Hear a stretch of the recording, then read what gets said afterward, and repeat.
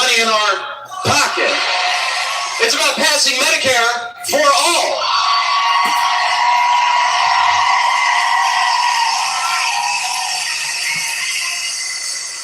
Above all, this campaign is a movement of hope for the future of this state, for the future of this country.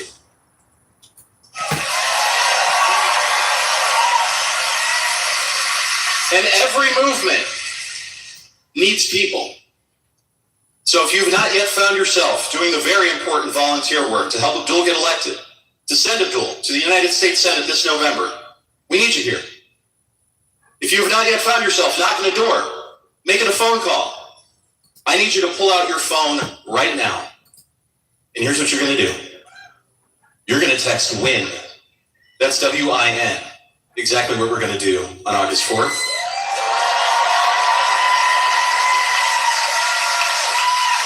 And I need you to text WIN to 74801.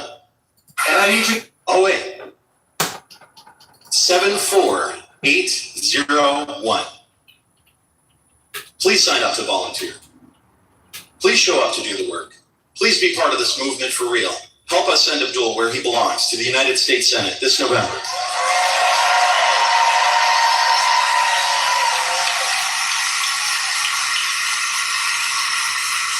If you are here tonight and you disagree with us, that's all right. You're still welcome. This campaign has a place for everyone. We only ask that you remain respectful and allow the program to continue so that all voices may be heard.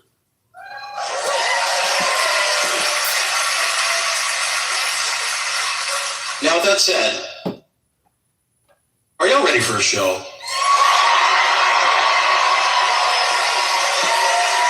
right, well, let's get right down to it. It is my great honor to introduce Grand Rapids City Commissioner Lisa Knight.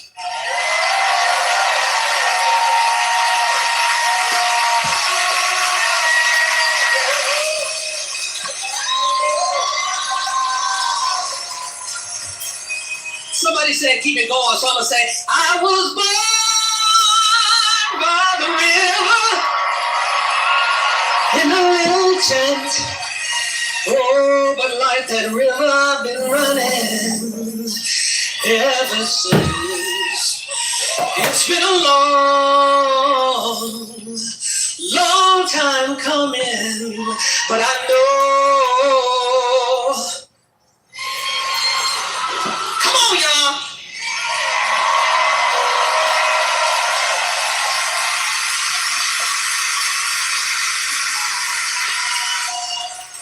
As I stand before you all today, not just as your second ward commissioner, but as a resident who sees the daily struggles and the immense potential of our community, I'm reminded of why we do this work.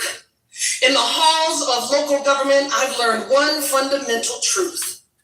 True change doesn't trickle down. It bubbles up from the people who care.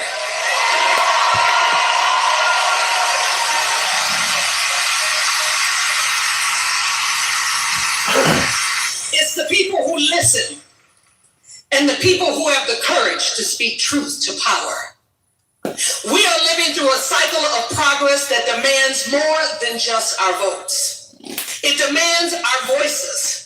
And when I look at the work we're doing here in Grand Rapids, fighting for housing, environmental justice, and transparency, I see the building blocks of a better future. But progress is fragile. It requires us to stand up, unyielding for the most vulnerable amongst us.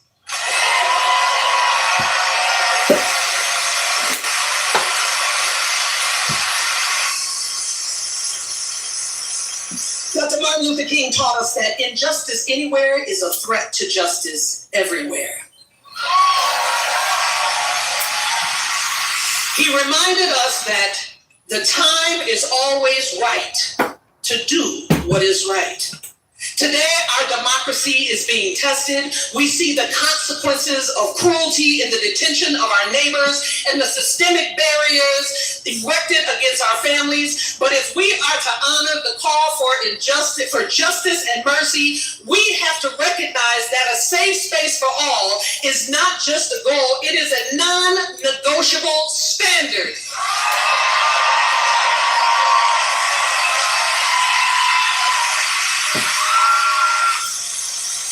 We cannot build a community where one person is excluded or marginalized without diminishing the humanity of us all. That's why I'm standing here today to support Abdul El-Sayed for U.S. Senate.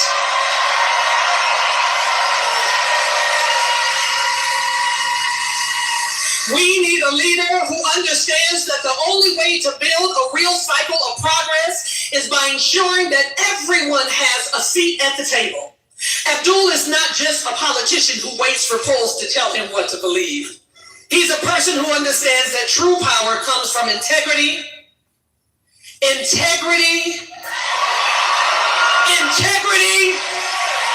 vision, and the willingness to fight for the people who are too often ignored. He understands that our democracy is not something we inherit, but something we build day by day through relentless advocacy and compassion. When we talk about serving with justice and mercy, we are talking about the soul of our nation. We're talking about fighting for health care, protecting our environment, and ensuring that no child goes hungry because of political gains.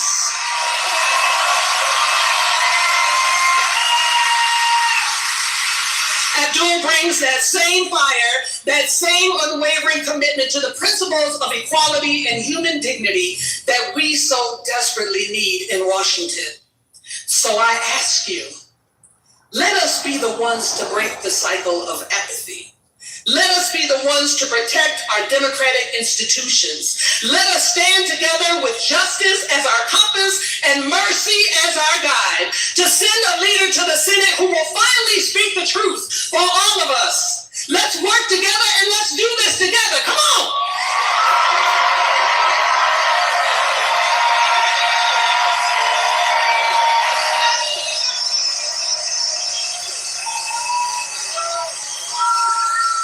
Let's keep it going for Lisa Knight.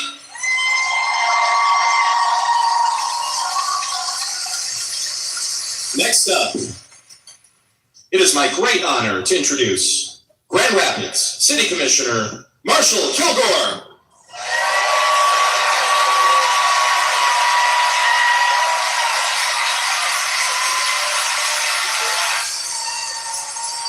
Well, hey. Oh, come on, give it to me. How you doing? Hey! I need to hear you holler. You doing all right? I am Commissioner Marshall Kilgore. I proudly represent the south side of Grand Rapids. I'm the youngest person. All right, you Southsiders? I am the youngest person ever elected to the Grand Rapids City Commission.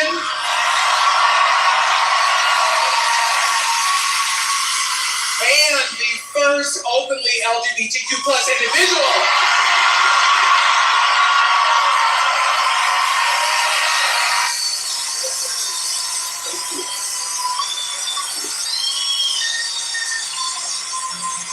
Well, let me tell you something. I know a little bit about beating the powerful. I know a thing or two. When I ran for office a few years ago, I went up against a wealthy businessman who was writing tens of thousands of dollars in checks to his own campaign over and over. We didn't have millions of dollars, but we had grit. We had hard work. We had sweat. We had tears. And we had our neighbors and community.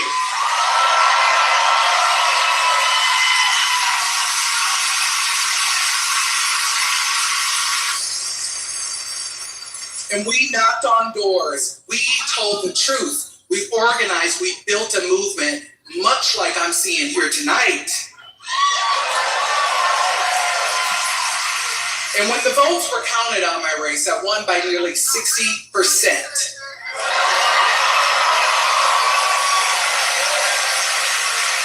So I know firsthand, money can buy ads, but money cannot knock every door. Money cannot look at a grandmother in the eye and listen to her concerns. Money cannot replace the power of a neighbor who says, I am with you. And that is why I am so proud to stand with Abdul, with all of you all tonight.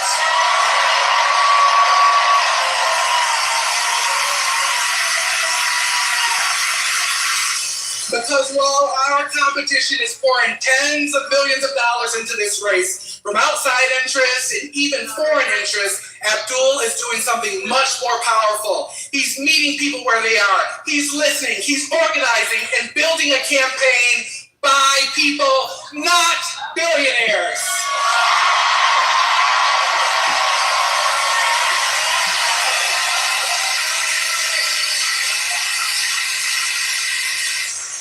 And let me tell you something, that is how you beat the powerful. You do it one conversation at a time, one door at a time, one community at a time, and one vote at a time.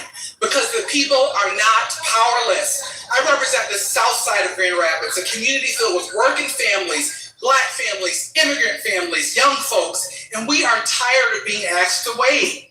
They want us to wait for clean air. They want us to wait for good jobs. They want us to wait for affordable housing. They want us to wait for a government that actually sees us. And today I say, no more.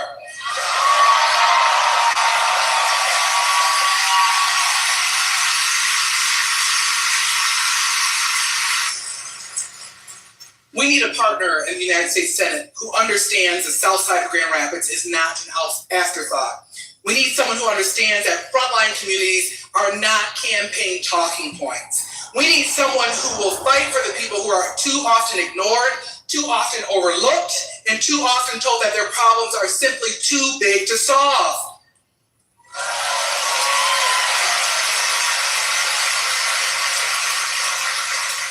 So tonight, I want to ask you all a few questions. Are you ready to fight for the people? Yes or no? Keep giving me a yes. Are you ready to stand up to the powerful? Are you ready to send Abdul to the United States Senate? Let's make sure, that's right. Let's make sure they hear us all the way from Grand Rapids to Lansing to Washington, D.C. When I say the people, you say have the power. The people. Louder, the people. Louder, the people. Thank you. Let's do this.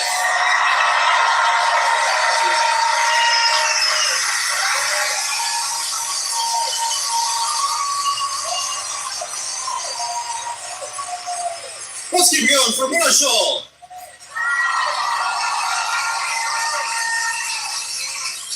And now, please join me in welcoming a nurse who fights for his patients the way Abdul fights for the people of Michigan, National Nurses United Vice President Erin McCormick.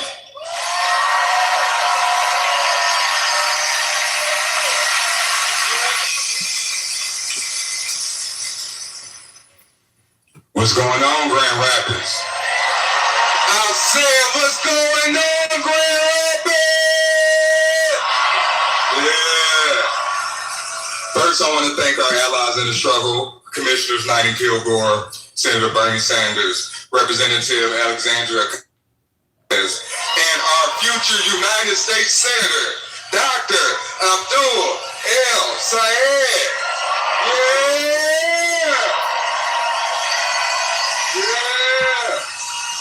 I had to get that picture. My name is Erin McCormick. I'm a registered nurse.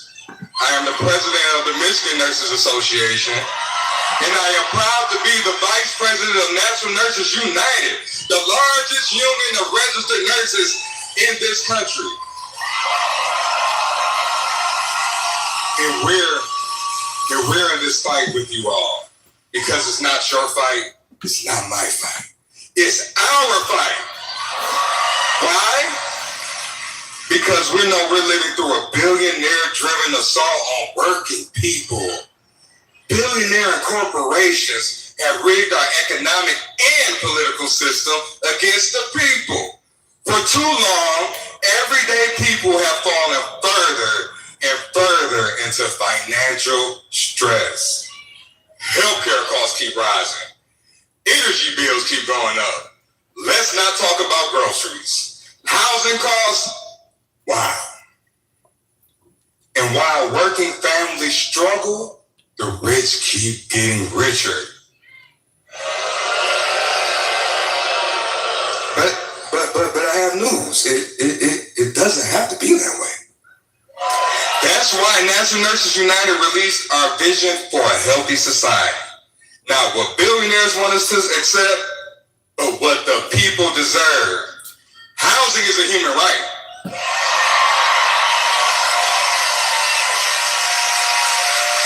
Education is a human right.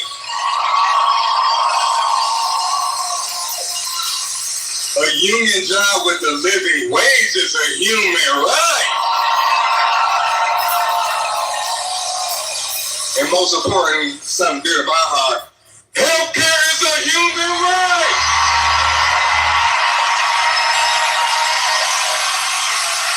That's why we need Medicare for all. Not tomorrow, today, because we don't have time to wait. We need healthcare champions in office, leaders who ignore healthcare lobbyists and who listen to working people. AOC is one of those leaders. We've also seen devastating effects of corporate domination on our planet. Come on now, look around. Wildfire smoke, dangerous air, climate change accelerated for profit. When billionaires squeeze us at the pumps and corporations try to reshape our communities, they threaten our right to clean air, clean water, and a safe environment. We cannot let this... Hey, yo, what up, everyone? Hey, what's up, JFO? How's it going? Yeah, Carla and I posted up. It's 9:41 p.m. Pacific Standard Time in Los Angeles, California. Watching this, so this Bernie Sanders AOC Abdul El Said rally took place a few hours ago today, so I'm watching it right now. Just got back from walking my dog and getting some dinner. Hope you guys are all having a good weekend so far. Thanks for tuning in, sharing your opinions. Please hit the like button. Thank you. You people. AOC and Bernie Sanders and Abdul Said are up next. That's why we're fighting back. We cannot keep putting patients at risk so hospital executives can collect bonuses and insurance companies can maximize profits. We need to invest in our communities, not spend billions fueling endless wars. We need to stop ICE attacks on our communities and our neighbors. That's why nurses in Maine were in the streets. That's why nurses in New York were in the streets. California was in the streets, and right down the street in Alma. That's why nurses were in the streets. That's why nurses are organizing across America. We're building a movement that can change this country. The only question is... Yeah, it's all good. JFO, hope you're doing well. Did you see Donald Trump get booed at the World Cup? He even tried to stand with the team like the Spain, but they kicked him out. They kicked him off the stage. Donald Trump's such a douchebag. But yeah, how cool was that though? That Donald Trump talked all that crap about Spain, and then he had to present them the World Cup. What a clown Trump is. Will you do your part? Nurses will keep fighting for the future that we deserve. But now, Grand Rapids, are you ready?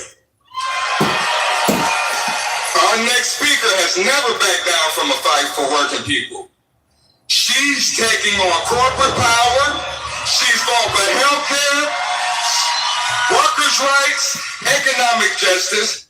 The worst part about that whole thing, though, was while Donald Trump was over there at the World Cup, U.S. soldiers were dying because of his illegal war. What a draft dodging loser he is, huh? He's inspired millions of people to believe the government should work for everyday people, not just the wealthy. No. Not just the well-connected. No. So Grand Rapids, let's make some noise. Please give a huge Michigan welcome to the Congresswoman from New York, Representative Alexandra Ocasio-Cortez.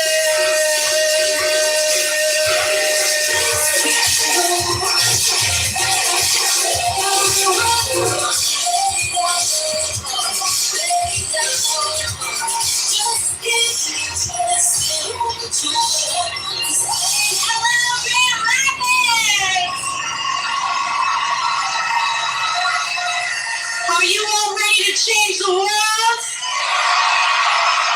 Are you all ready to transform Michigan?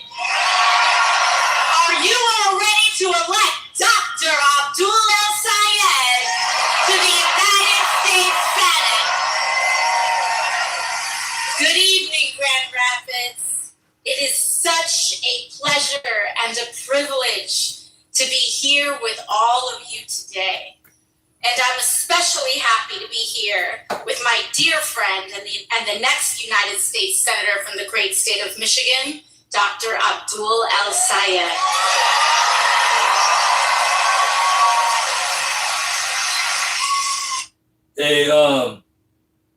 Hey, what's up, Veen? Yeah, that's funny, yeah. Claudia Scheinbaum was right there next to him. You could tell she probably, was smelling his stinky diaper the whole time. And Rapids, we know why we're here. We are here, pa' que tú lo sepas. Grand Rapids, we know why we're here. We are here because in November, Democrats have to win a majority in Congress. A majority in the House, and we've got to fight like hell for a majority in the Senate. But we need a firewall against an administration that is hell-bent on tearing down in 4 years what it took us 250 years to build. And we saw it just a few nights ago in the president's primetime address. Now, for most of you who wisely tuned it out, Donald Trump spent most of his speech rehashing the same big old tired lie that he allegedly, or actually, quote unquote, won the 2020 election. And we know what he's doing. He will stop at nothing to stay in power. He will tell whatever lies he needs to tell. He will break whatever laws he needs to break.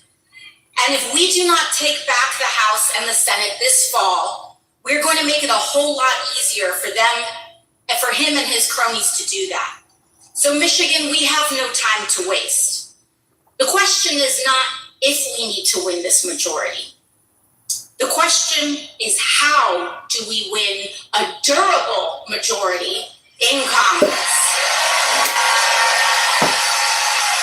How do we make our country a land of opportunity and affordability for the working class once again?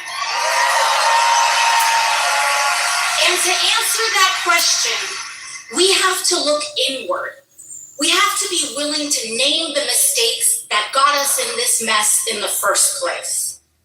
Because it wasn't just that Donald Trump won. It was that Democrats lost.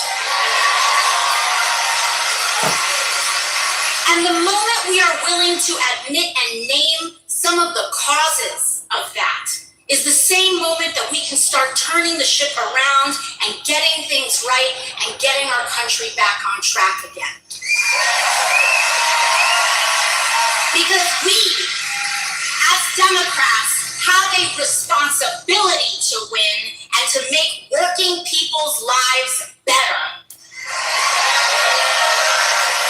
Now, Now, Michigan, you have a front row seat to some of the causes that have driven much of the desperation and difficulty of this time. Causes like horrible trade deals that sold out the American working class and hollowed out communities across the state of Michigan.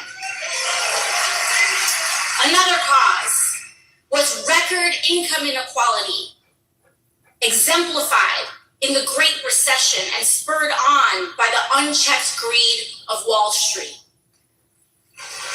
And yes, yet another was the suite of shameful and quiet and under-addressed bigotries.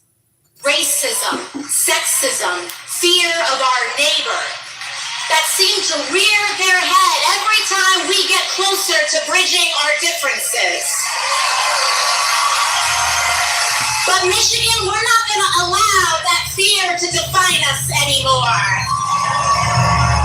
We have to free ourselves.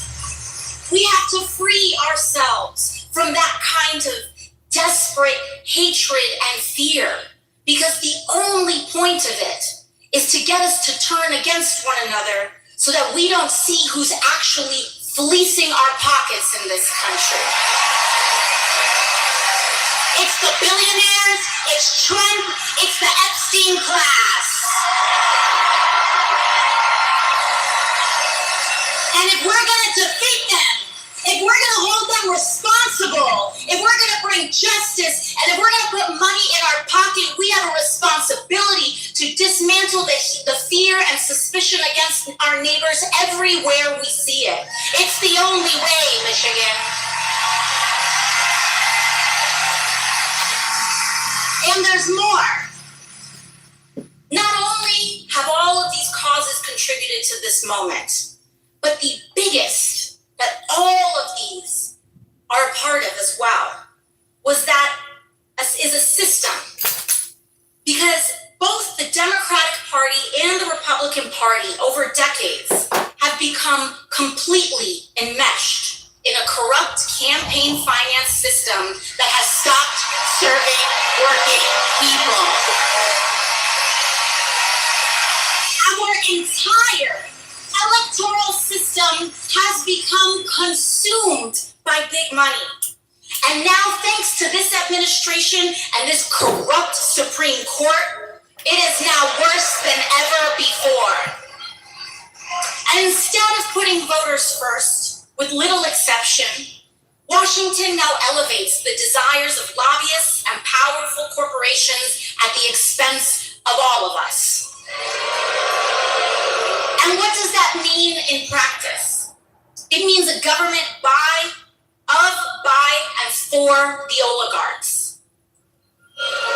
It means real wages falling behind and the prices of everything skyrocketing. It means our water, food, and air are getting poisoned and making us sick because it is padding the profits of major corporations. It means developments like unchecked data centers. Hey, what's up, Eric Klein? How's it going? Happy Sunday Fun Day. Popping up over public groundwater supplies and delicate aquifers with little transparency, compromising the drinking water and jacking up electricity bills while communities pay the price. We're living with masked ICE paramilitary agents shooting Americans in the street. A president and an administration so corrupt they don't even pretend to hide their self-dealing anymore. Members of Congress and Trump insiders getting themselves rich on insider trading and Polymarket and Kalshi on their own insider information while you can't even pay your rent or your mortgage. And one of the most atrocious examples of this that we have witnessed for now 3 years, a genocide in Gaza, committed with American bombs and financed by our American dollars, while kids here at home have to ration inhalers because the politicians say healthcare is too expensive. And now, big money is flooding our political system more than ever before. Why? Because they want to make sure that none of this ever changes. That's their goal. And that's always been their reliable playbook. And we're seeing it right here unfold here in Michigan. Special interests think that during the governance time, they can do all of these things, and then they can just turn around to dump millions of dollars just a few weeks before an election, spamming your televisions and stuffing your mailboxes with glossy ads because they think you won't know the difference. But I've got to tell you something, Michigan. That $50 million isn't for free. They want a return on their investment. It's not charity. It's not for nothing. It's to keep your healthcare more expensive, your wages low, your housing continue to be unaffordable so that they can continue to pad their pockets. $50 million is chump change to maintain this system as it is. And that's what the price of it all is. And people think, genuine people, I see it all the time in Washington. They think that rejecting corporate money and big money is naive. They think that it is too pie in the sky, that there's no way you can win, and that it is foolish to reject big money in an election. That is genuinely the common logic in Washington. But I'm here to tell you something, Michigan. It's not foolish. It's not foolish at all. In fact, rejecting big money is the responsible and right thing to do. It's the only way that we can actually stand up and make the changes that we need to make once we get there. Because once you get to Washington, if you got there with their money, you're not going to turn around and change it.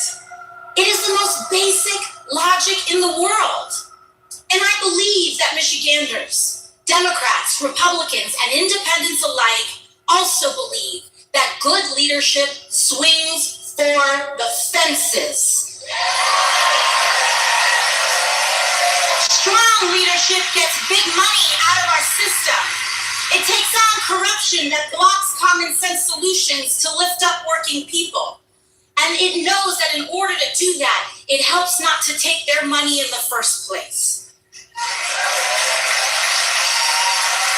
And while pundits dismiss this idea as naive, I want to give you some facts and some history.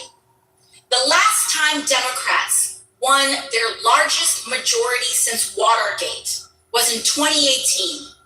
And the way that we did it was with 185 candidates across the country, rural and urban, from all over, that rejected corporate PAC money.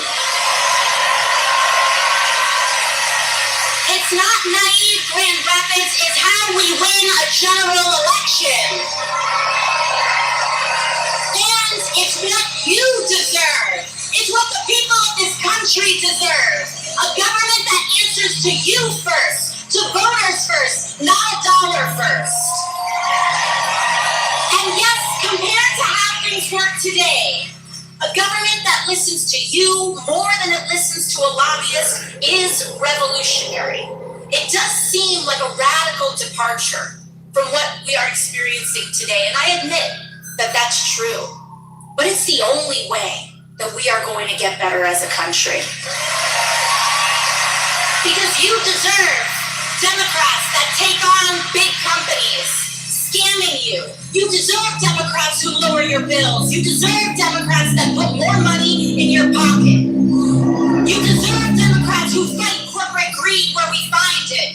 And you sure as well-deserved Democrats who will guarantee health care to every American in this country. You deserve a politics that treats the disease and not the symptoms, that doesn't negotiate with corruption, but defeats it once and for all. You deserve it, Grand Rapids, because you matter. But we all know that it will not come as a matter of course. This isn't just gonna happen. And it won't come by waiting patiently. And it's not gonna come by making the same decisions we've always made. This is something we have to choose, Michigan. It is something that everyday people have to elect to do. And right now, we have a very clear choice before us. We can choose to reward the cynics, and we can choose to reward $50 million and counting in dark money trying to buy up the state, or we can choose Dr. Abdul El-Sayed for the United States Senate. Michigan, we can choose a different future. It's waiting in your mailbox right now, and it will be waiting for you and your friends at the polling booth on August 4th. And if we want a different politics, Grand Rapids, we have got to elect different politicians. So I came here to deliver one message, and it is this, that Abdul El-Sayed represents the politics of the future. And if we want to not only win a Senate majority, but a Senate majority that means something for us, one that passes legislation we need, that builds a new coalition big enough to actually change this country, then we have got to elect him. Abdul is a son of Michigan, and that means something, because the integrity we see in Abdul did not begin with Abdul. It began with his parents and the generations of workers that created this state. In the parents who kept their families together through bankruptcy and divestment. In the neighbors who kept showing up for one another when powerful people had written Michigan off. He carries Michigan values in him. And you all knew him before the rest of the country learned his name. You know that when Detroit was coming out of bankruptcy and when the consultants and creditors lined their pockets and picked it clean, when he could have easily gotten a fancy job somewhere, he decided to come home and rebuild the health department.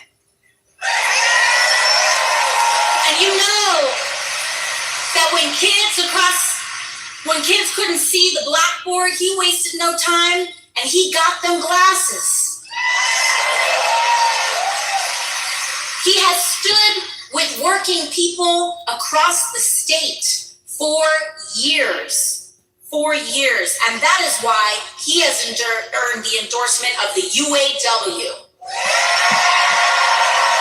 They looked at every candidate in this race and they said, Abdul is our man. So I want to close with this, Michigan. This moment right now is bigger than ideology or party.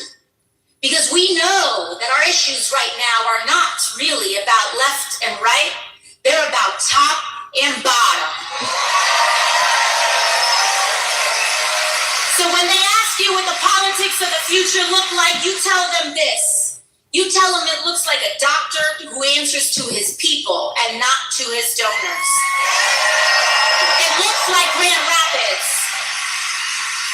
It looks like a year after Republicans gutting $1 trillion out of our healthcare system, from the ACA, Medicaid, Medicare, from making it incredibly hard for small business owners to insure their employees. A year after that, it looks like Michigan electing a public health official to the United States Senate.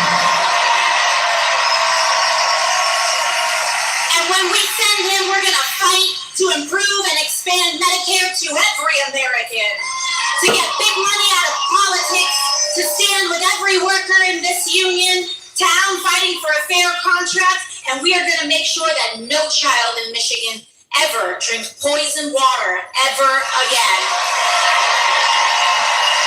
Thank you, Grand Rapids. I love you. God bless you. And now it is my turn to honor someone.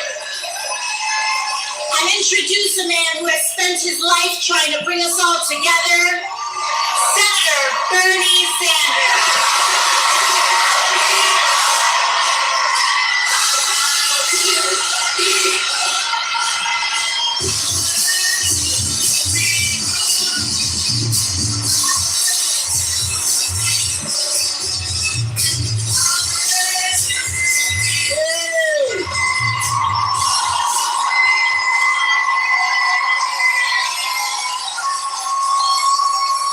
What a turnout! Thank you, Grand Rapids. Let me thank Mexicuba for the music. Aaron McCormick with the Michigan Nurses Association. Thank you, nurses. And Marshall Kilgore and Lisa Knight, city commissioners. And a special word of thanks to the great Congresswoman from New York City, Alexandria Ocasio-Cortez.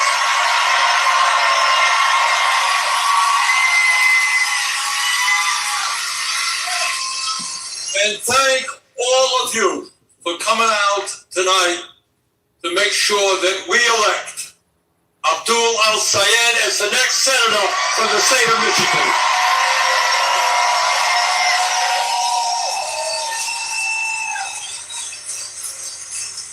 Brothers and sisters, I think all of you know that this Democratic Senate primary is not just a contest between two candidates. It is much, much more than that. It is an election in which the whole country is watching. And in fact, many people all over the world are watching, and I'll tell you why. They're watching because they understand that Abdul is taking on not just an establishment candidate, that's one thing. He is taking on the entire billionaire class.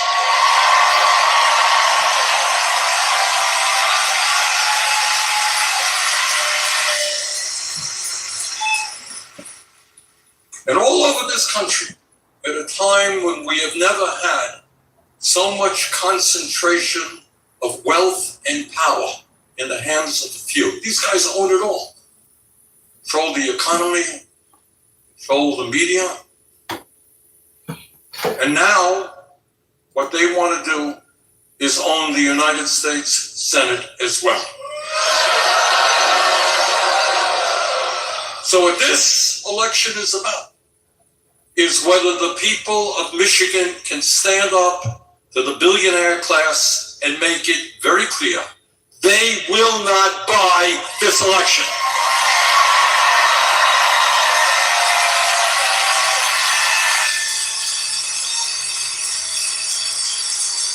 The oligarchs and their super PACs, AIPAC and the other super PACs, have already spent, 2.5 weeks ago, they have already spent $50 million.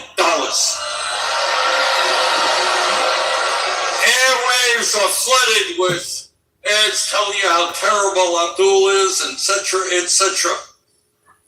They have unlimited amounts of money, and I know these guys. When I mean unlimited, I mean unlimited. For them, writing out a check for $10 million is like you going out for a cup of coffee.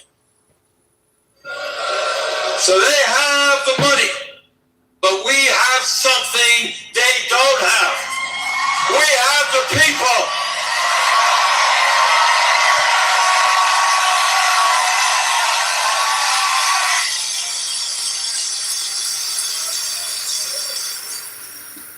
And when we stand united and we don't let Trump and his friends divide us up by the color of our skin or where we were born, or what our religion is. When we stand together, there is nothing that is going to stop us.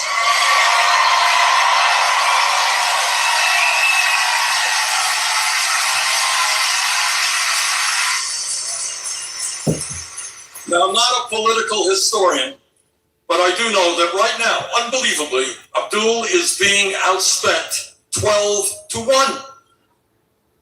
And it's not that he's not raising money. He's raising a lot of money. But they're outspending him 12-1. And if we stand together and we take on the oligarchs and we take on all of their money, this will be a lesson resonating all over America.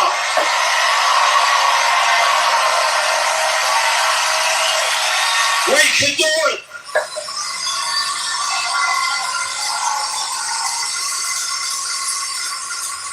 Now, I don't have to tell anybody, I wish I didn't have to say this, but it's true, that we are living in an unprecedented moment in American history, an extremely dangerous moment. We have a president who is, in my view, mentally unstable.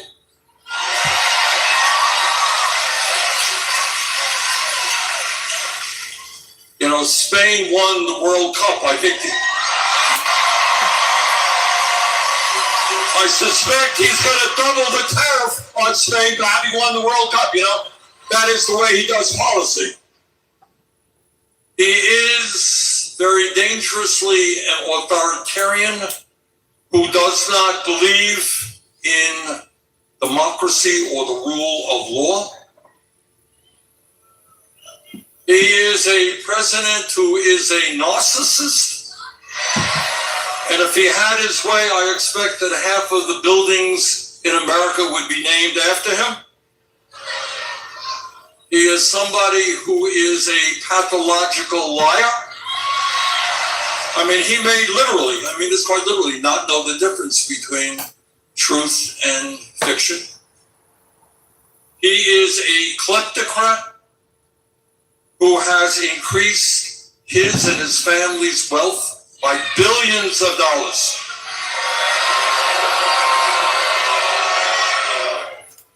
And as Alexandria just mentioned, he is a president who has gone to war against the working families of this country. Can you imagine giving $1 trillion in tax breaks to the top 1%? And in that same terrible bill, throwing 15 million Americans off the health care that they have. And what is true is that thousands of people will die unnecessarily because they're no longer going to be able to get to a doctor.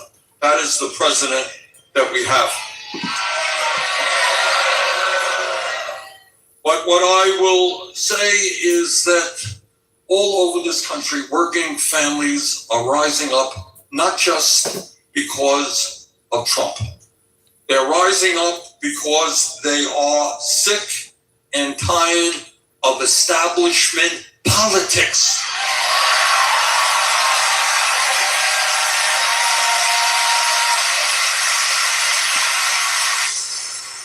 And they are sick and tired of establishment policies.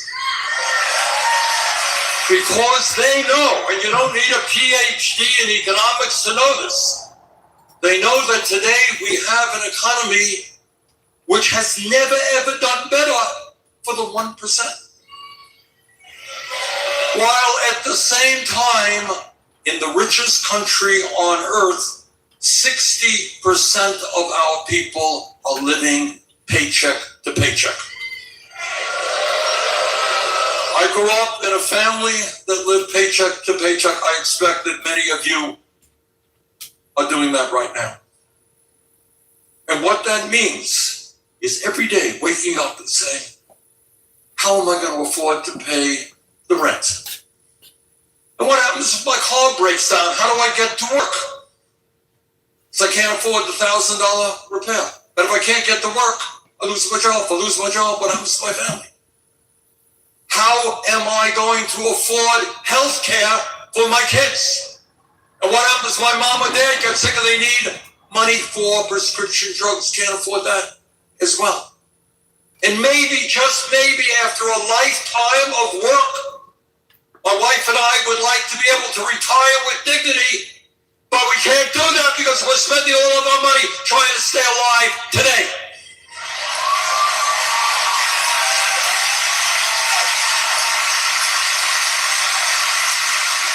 So working class people all over this country understand that there's something wrong when the people on top have never done better, while so many of our people are struggling for the basic necessities of life. And these people in America are sick and tired of the status quo. They want change. They want real change.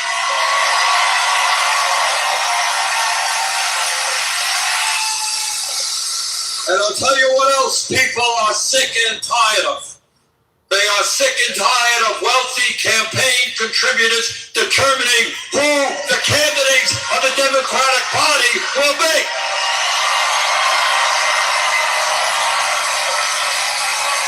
So I say to the Democratic leadership, get your super PACs out of these primaries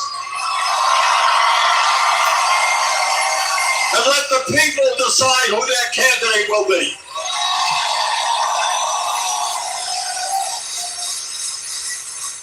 Brothers and sisters, let me tell you, change is coming. And that is why progressives have been defeating establishment candidates all across America.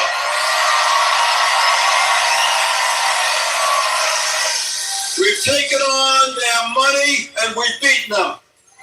We have beaten them in the mayor's race in New York City with Zohran Mamdani.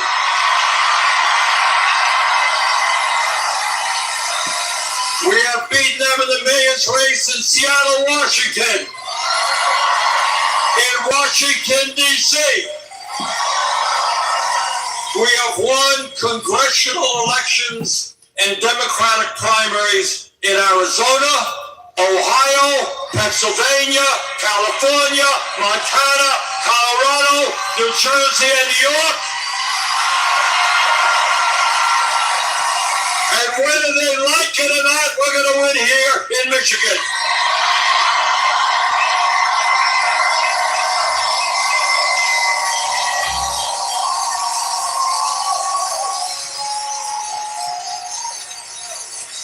Now, I want not only the people in this room, but I want people who may be watching this all over the state, all over the country. We're live streaming it. And I want them to ask a simple question, a very simple question. Why are the billionaires spending 50, 60, 70 million dollars to try to defeat Abdul el-Sayed? And the answer is obvious. They understand quite correctly that when Abdul is elected to the Senate, he will work with me and other progressives to stand up to the greed of the billionaire class.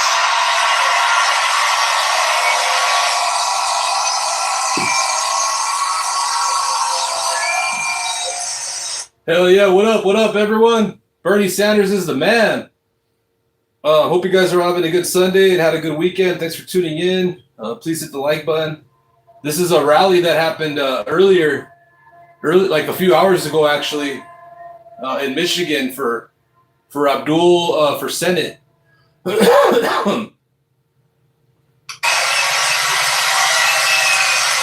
stand with me and others to demand that in the richest country on earth, we have an economy that works for all of us, not just the few. Yeah, MAGA's pretty much, they got their panties in a twist, but just to give the MAGA cult members that are in the chat, heads up, get your tissue box, because Abdul's going to be speaking next, so You guys, all the MAGA cult members be getting their panties in a twist over there. They're all crying and coping because the MAGA movement's dead. I know that in some of the media, they talk about me, they talk about Abdul, they talk about Alexandria as far left, extremist, communist, this and that. So let me tell you what the so-called far left agenda that Abdul and Alexandria and I believe in and that you believe in. Are you ready for some really radical, crazy ideas?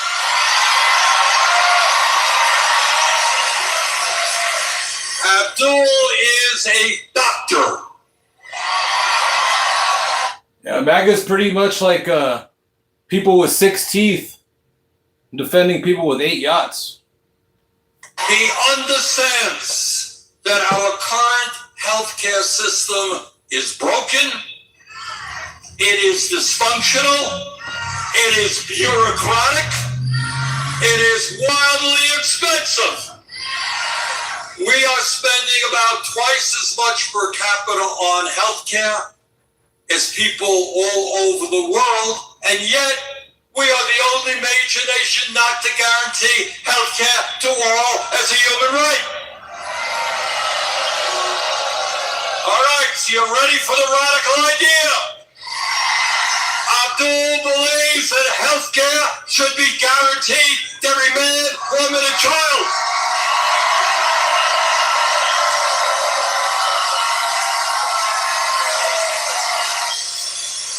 And not only does he support Medicare for all, he wrote a book called Medicare for All.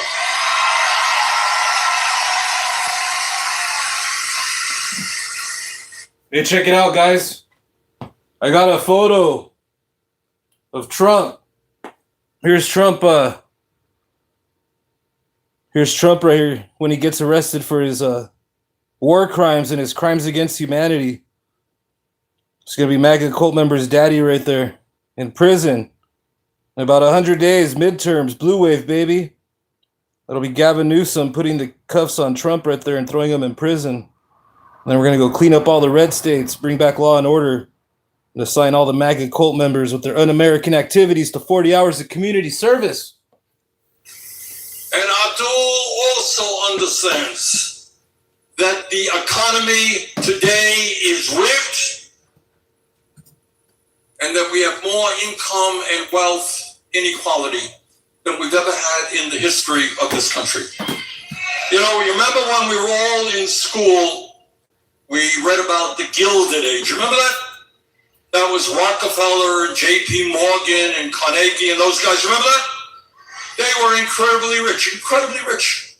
Truth is that today, the concentration of wealth on the top is far worse than it was during the Gilded Age.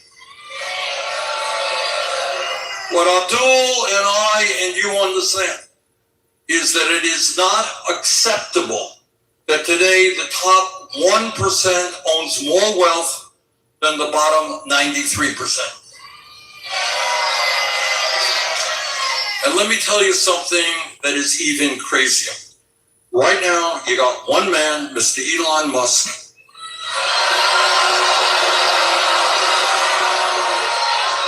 You have heard of Mr. Musk. One man owns 3 times more wealth than the bottom half of American households.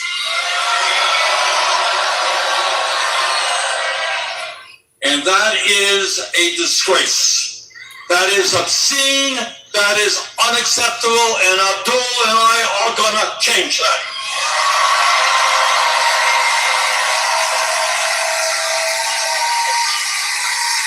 Who in America thinks that it is appropriate that so few have so much, while at the same time we have the highest rate of childhood poverty of any major country on earth? that while the very rich get richer, 1 out of 3 senior citizens in this country are struggling economically. Yeah, all these MAGA mushbrain characters over here complaining about Bernie Sanders having a few $1 million. Like Dan said, he's been in office, he's been working for 60 years. If anything, he should have like $20 million in the bank account. But the MAGA cult members like to ignore the fact that Donald Trump's just stealing left and right billions of dollars from the country with all his grift and grab. While the people on top own mansions and jet planes and islands, what the economists tell us is that if we don't get our act together, our kids will have a lower standard of living than their parents. And that is what the oligarchs are afraid of. That we are going to stand up and say to them, sorry, this economy is going to work for all of us, not just the greedy few.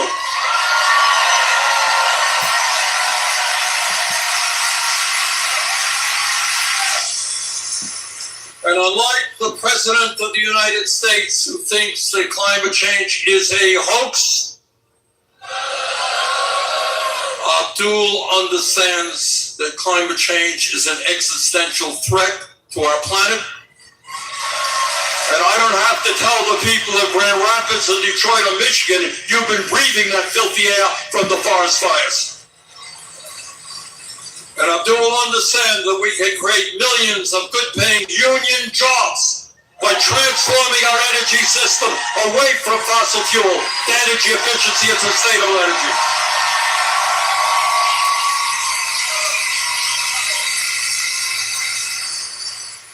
And Abdul understands and has written about this, has talked about this, understands that AI and robotics, artificial intelligence and robotics, developed and pushed by the wealthiest people on Earth, are the most transformational technologies in the history of humanity. And if we do not stand up to the big tech oligarchs, we stand the likelihood of losing tens of millions of jobs in the next decade. We will see our privacy rights eviscerated because AI will know every damn thing you do. Our democracy will be undermined with deep fakes and everything else. And the mental health of our kids will be endangered. And if AI ever becomes independent of human control, it could threaten the very existence of humanity. Abdul is going to stand up to the big tech oligarchs. And he understands that these technologies have got to work for all of humanity and not just make the very richest people even richer.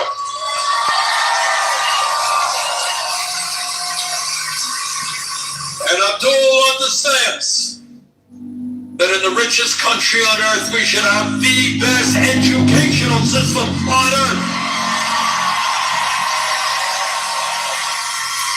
We got any teachers in the room here? All right. I want to see every teacher in America paid the kind of salaries that he or she deserves.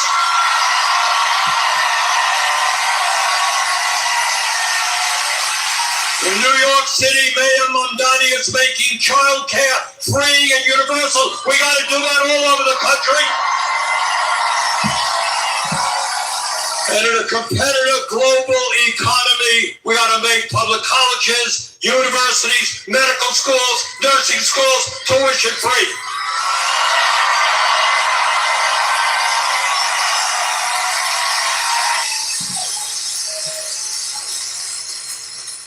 And there is another issue here that all of you are aware of, and it has everything to do with why AIPAC is spending close to $30 million against Abdul right now. Now, Now, in my view, Israel had the right to defend itself from a terrorist attack, but it did not have the right to go to war against the entire Palestinian people.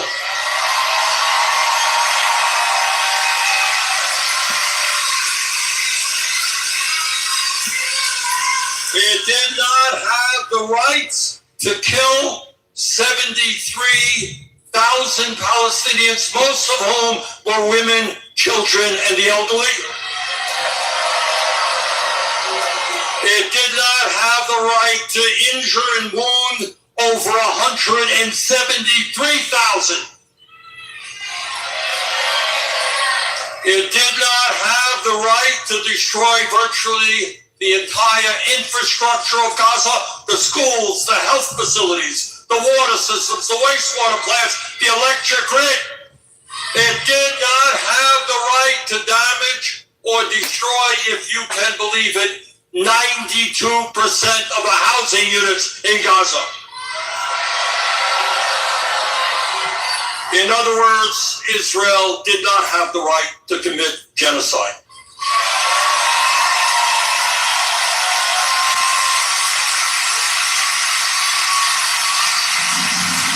And it did not have the right to escalate its violence and annexation of the West Bank while the world's attention was focused elsewhere.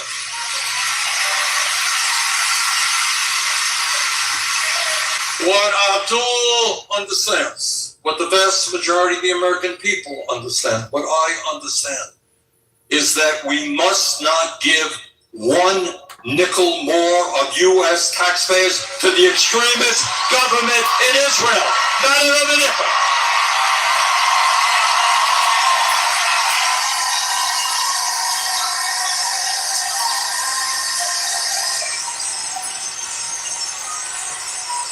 Now, AIPAC may not like that, but that is what the American people want. They want us to invest in education, child care, not in the Netanyahu government.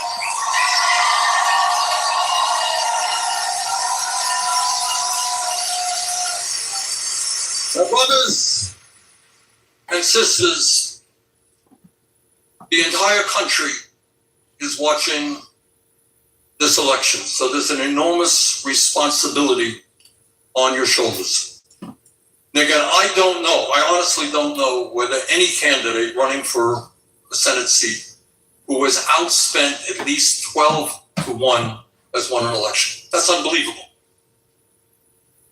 But we can do it.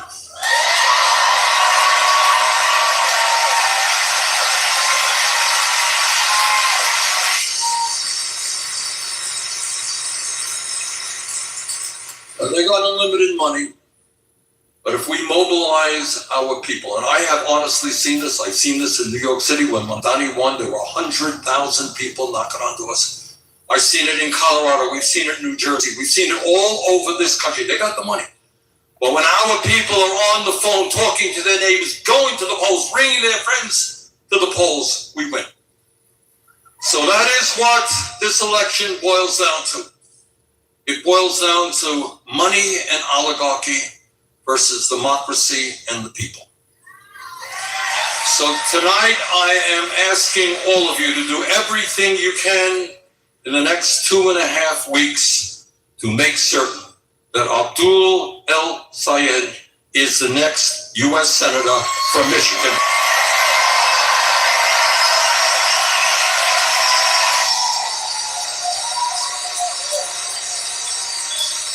And now it is my honor, my pleasure to introduce to you the next United States Senator from the great state of Michigan. Yeah, Abdul El-Sayed, let's go.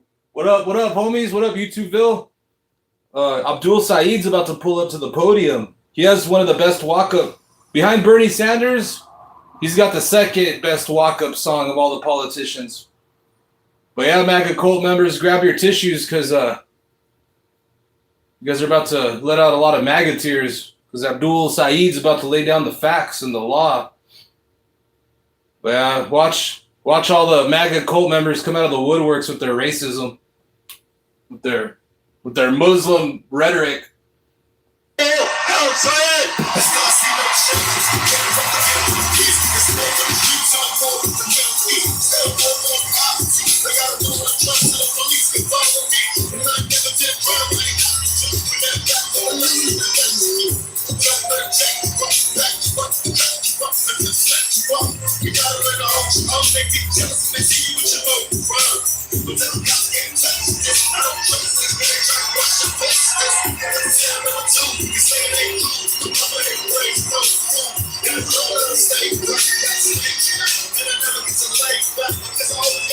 Thank you.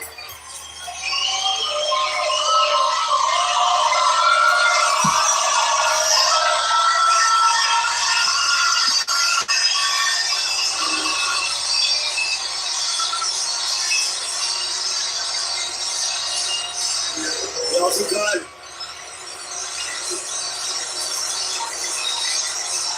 Thank you.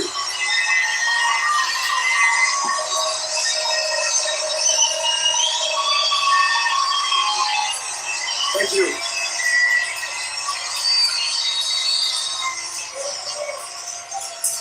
Good evening, West Michigan!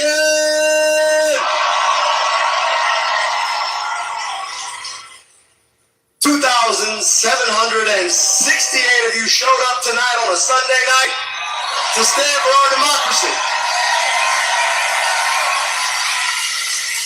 I want to give a special thank you. So first of all, our musical guests today, they were on fire. You heard from our incredible commissioners, Lisa Knight and Marshall Kilgore.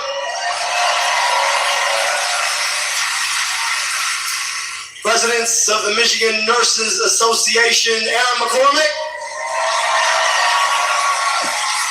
And I also want to thank a couple of our incredible West Michigan labor leaders who are here. Ryan Bennett of the UA Plumbers Local.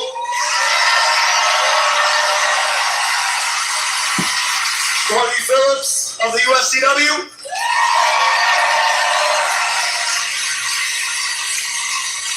And Tom Burke of AOC Local 26. Who, by the way, our AOC union is producing this whole event tonight. So thank you.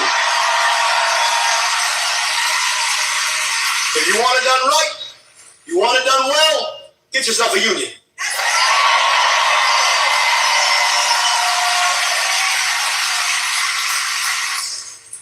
And of course, the indomitable, incomparable Congresswoman out of the Bronx.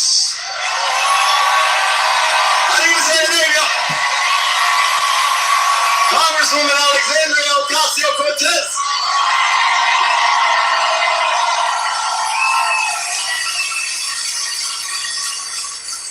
And then, of course, the OG himself who's been preaching the good word about Medicare for all.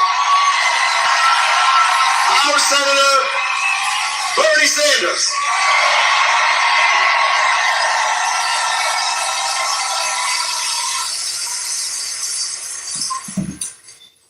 And my name is Abdul Muhammad Sayyid.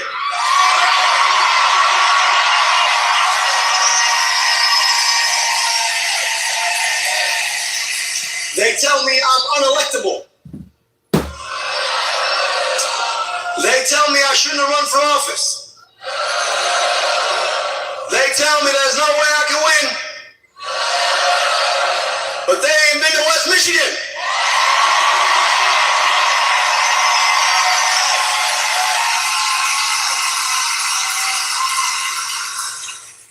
Now look, y'all, I know, I get it.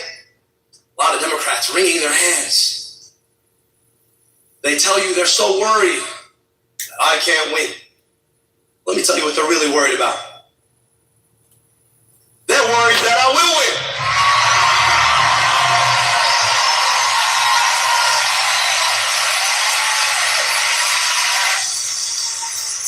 And that's because I was never supposed to run for office. That was not part of my life's plan. I mean, my parents gave me an 11-letter first name. It's got sounds that come out of parts of people's throats they don't even know they have. Everyone was saying, your throat's really sore. I was like, I kept saying my name. be a doctor for as long as I can remember. And that's because when I would travel to Egypt, where my folks came from in the summers, it'd take me 15 hours to get to sit with the wisest, smartest person I ever met in my whole life. It's my teta Soad, my grandmother. She never got to go to school.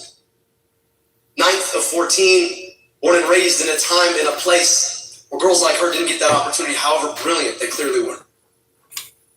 She gave birth to 8 kids. 2 of them died before their first birthday. An aunt and uncle I never got to meet, a brother and sister that my father watched pass before he turned 5 years old. Now, my grandmother, when I would sit with her, she had this sharp, brilliant way of teaching you what mattered. And I remember she'd point to one of my cousins, that one's smarter than you. Point to the other one, I didn't have to tell you this, is taller and better looking than you. Third one, that one's nicer than you are. Fourth one, that one's faster than you are. Fifth one, all my cousins had something on me. And I would ask at the end of this, well, what do I got going for me? She said, you have the best thing of all. What's that? You get to go back to America at the end of the summer. The rest of your cousins stay here. Now, when you run for office with a name like mine, praying like I do, people like to come out of the nether regions of the internet, trying to talk about, well, you hate America. No, don't get it twisted. I love America.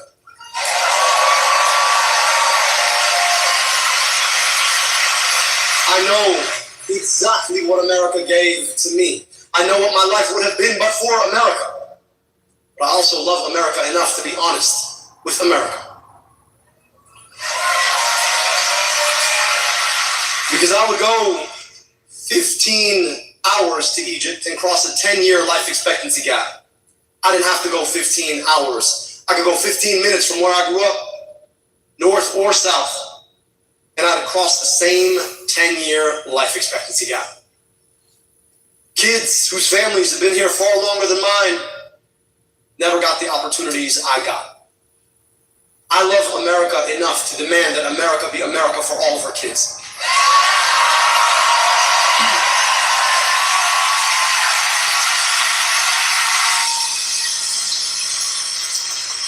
And I thought I would do something about that 10-year life expectancy gap as a doctor. Went off to medical school to learn how to heal, only to realize that our healthcare system was itself part of the problem. Watching as this system built to monetize you when you get sick, chewed up and spit out the people who needed it most. And I realized that I wanted to be a part of the solution. So rather than work in the system, I wanted to work on the system.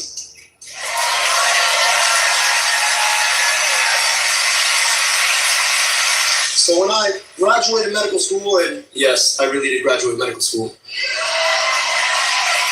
and all my classmates went off to residency, did residencies, became specialists like normal people, I decided to go into public health.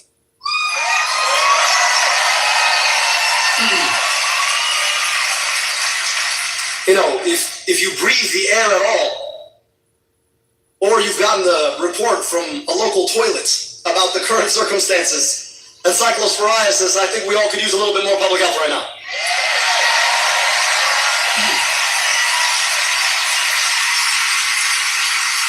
I got to rebuild Detroit's health department after it got shut down when the city of Detroit went through bankruptcy.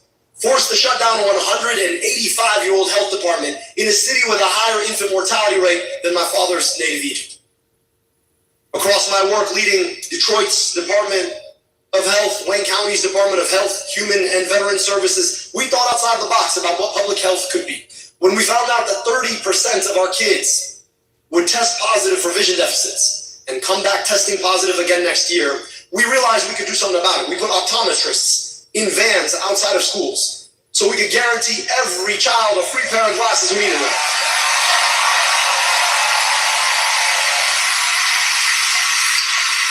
So call on some of the biggest corporate polluters in our state.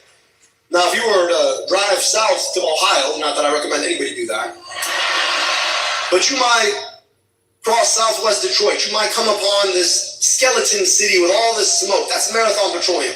Biggest polluter and the most polluted zip code in the whole state. Wanted to raise their emissions. And we organized with the local community. We stood up, forced them to invest $10 million of their own dollars to reduce emissions when they had wanted to increase them.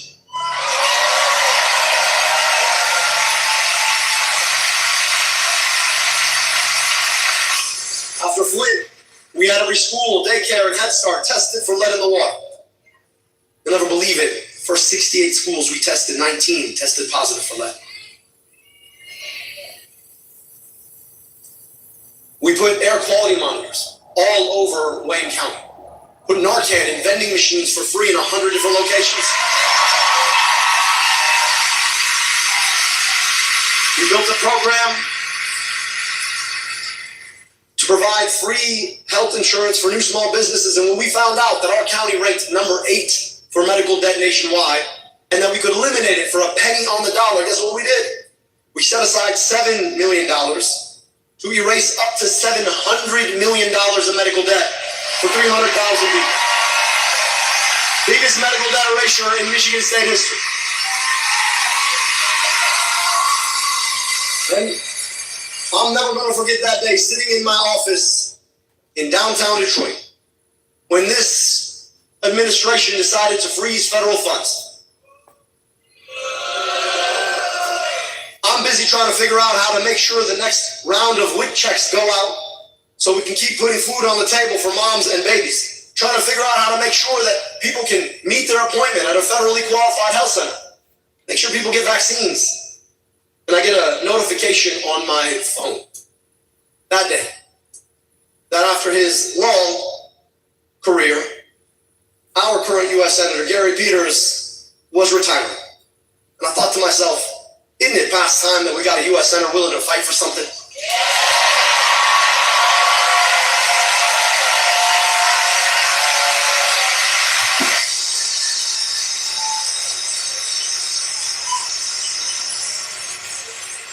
When we win this seat, inshallah, I'm going to be the first Democratic doctor elected to the U.S. Senate since 1969. First ever public health official elected to the U.S. Senate. And look,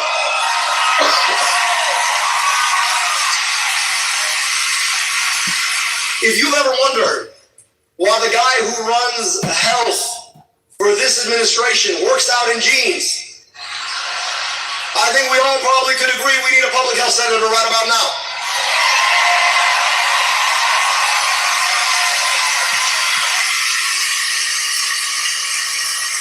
But some of y'all might remember this is not my first rodeo. I ran for governor back in 2018. I was 32 years old, never run for anything in my life. I said, you know what? Let's go big or go home. I went big, I went home. But we earned 340,000 votes. We got outspent 7-1, but earned 2-1 more votes. Then the governor 3-1 more votes than Sri Tanadar, who's currently in Congress somehow. And more importantly, we said something at the time I think folks weren't quite ready to hear that has only matured since then. Donald Trump is not himself the disease of our politics. He's just more symptom of the disease of our politics. The disease, it's the system that allows corporations and billionaires and special interests like AIPAC to buy and sell politicians to rig the system against us. We gotta pay more for all we gotta buy, get paid less for the work we do, and watch as our tax dollars get misappropriated abroad to drop bombs on other people instead of building schools for our own. So y'all know we got a simple goal. Money out of?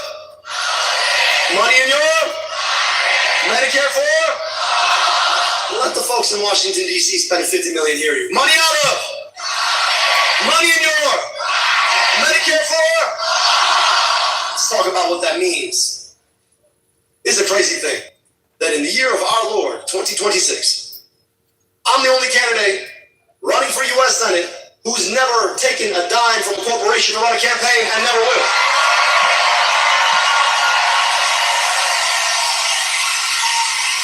frankly, Grand Rapids, I just think that should be illegal.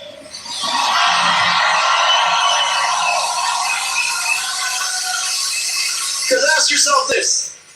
If DTE is writing checks to both Haley Stevens and Mike Rogers, and Blue Cross is writing checks to Haley Stevens and Mike Rogers, and Big Tech and Big Pharma, who do you think wins? Either way, DTE wins, consumers wins, Big Tech wins, Big Pharma wins, APAC wins.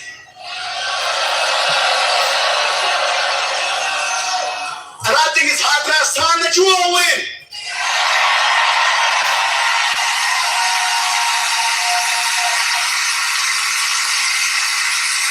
Now look, I don't have to tell you all this. We're in Michigan. Unions built the middle class. They built the 40-hour work week. They built the weekend. They built the fact that our kids go to school instead of going to work. And they can build them again if we're willing to stand with unions. So it's time to pass that PRO Act and normalize union organizing in every sector of American life.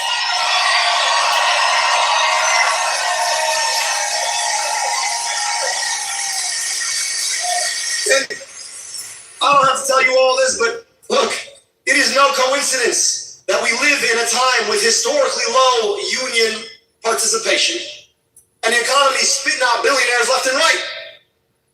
So let's talk about them billionaires. And I relish the irony that we're doing this in the DeVos Center.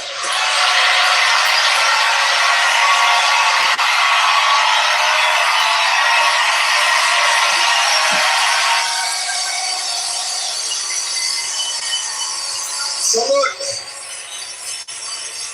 it's a lovely center, but y'all better pay your taxes. And I think it is high past time that the billionaires get taxed on their wealth.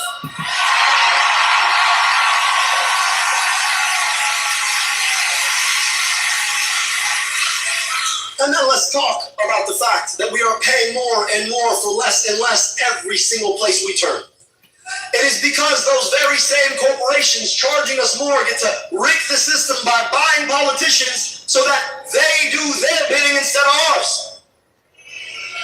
And look, we already fought this fight like 100 years ago. There are already laws in the books that should stop them from becoming monopolies and oligopolies. We just don't enforce those laws. So I think we better stand up, empower the Federal Trade Commission to fight trusts everywhere we see them and start busting trusts again.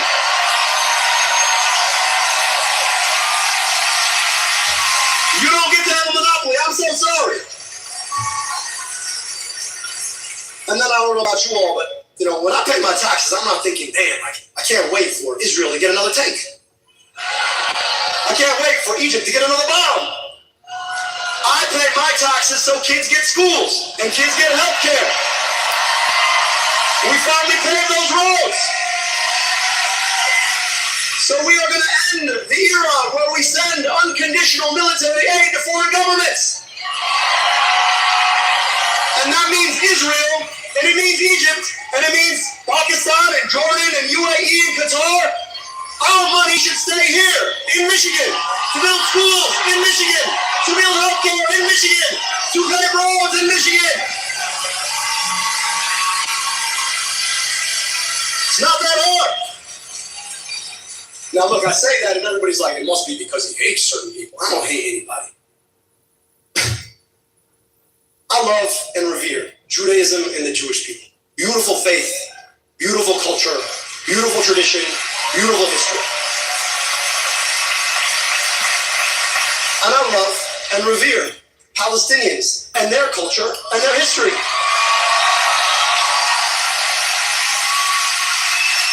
But you know who I'm thinking about most of all? Kids in Grand Rapids, or kids in Detroit, or kids in Kalkaska who need good schools.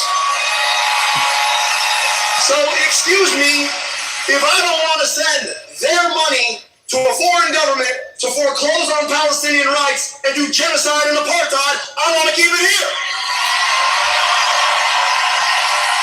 That's not about hating anybody. That's about loving everybody.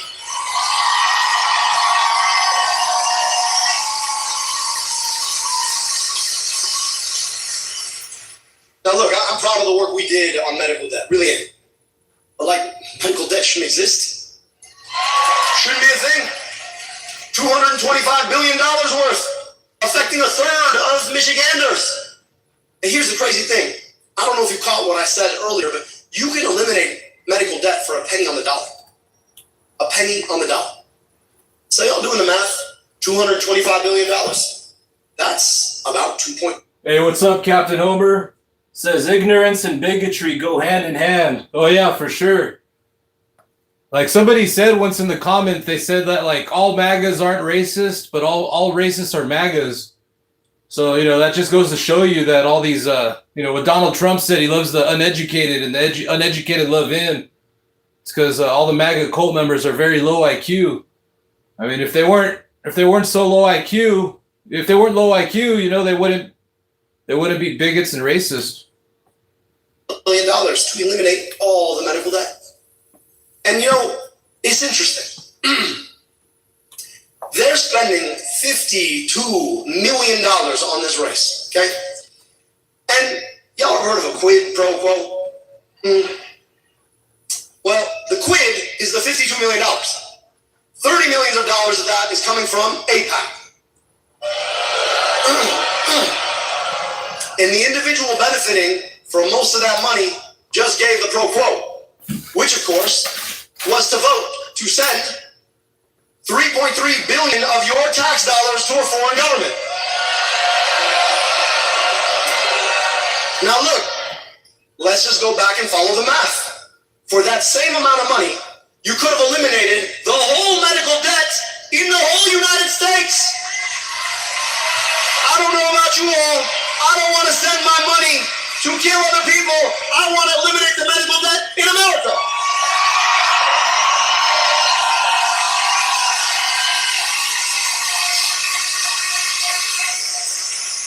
Hey, you know, I go on CNN every once in a while and I get a non-consensual colonoscopy. And then all they ever ask me about is another country. And then they're like, all he's ever talking about is another country. No, I just want everybody to understand that there's an opportunity cost to the money being sent over there, and that is what we can have over here.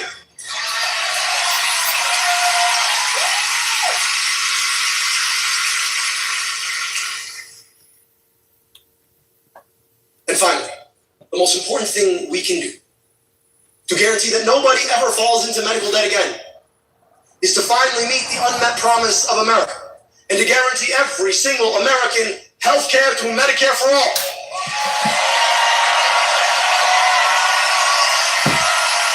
Now, y'all, I've been in this business long enough, all right? Everything is... It's funny because if this dude had like, not that it would ever happen for the MAGA Republican Party, but if this dude, you know, had like white skin and like a red MAGA hat talking for the Republican Party and saying all the same things, all the maggots would be up there, you know, clapping their hands. You come up with a plan to, I don't know, put glasses on kids or eliminate medical debt or provide people health care, you get some very serious people. And for some reason, they all have sidecars. It's like prerequisite to being very serious. And they have a very serious look on their face. Doctor, how are you going to pay for that? You know what they never ask a general drawing up war plans to go to war in Iran? General, how the hell are you going to pay for that?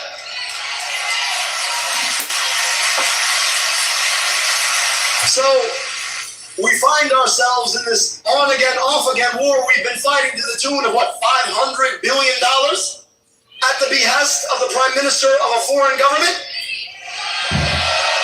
Burning our tax dollars to raise our gas prices? I don't know about you all, but I think we need a U.S. Senator who's going to stand up to that general and say, General, how are you going to pay for that?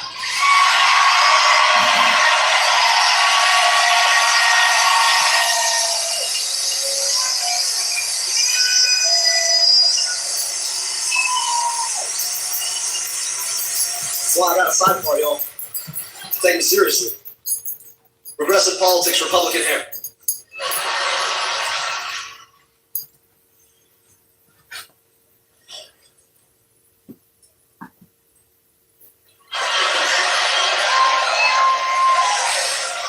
think it is high past time that in our government, when you've got public servants who want to put glasses on kids' faces or provide health care, that we find them the money, because that is what that money is for.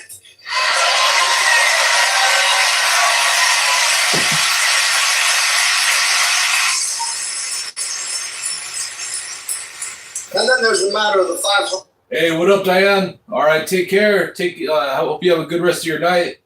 Catch you later. Thanks for tuning in. For war, but then we also got to talk about the $252 billion for a rogue agency that should not exist.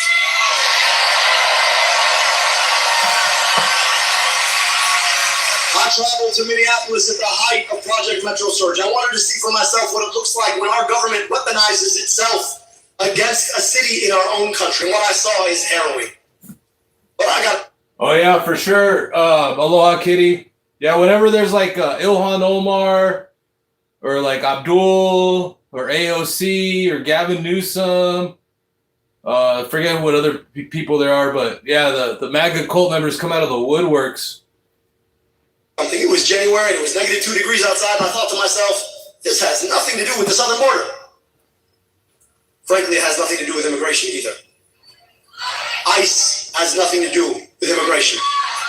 ICE has nothing to do with the southern border. ICE is about normalizing paramilitary force on our streets. ICE is about weaponizing the idea of immigration against the Constitution itself. ICE cannot be reformed. ICE cannot be retrained. ICE has to be abolished.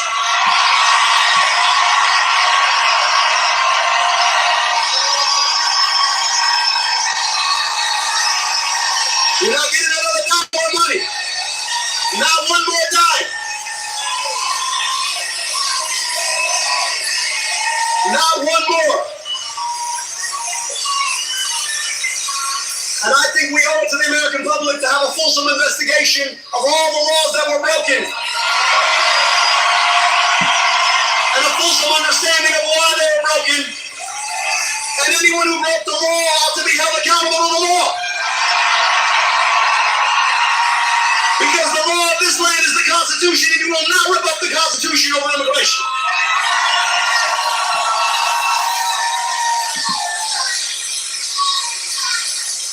Now look, I don't know if you've heard, they've taken to calling me dangerous. You hear that? Above and beyond what they're calling me on TV.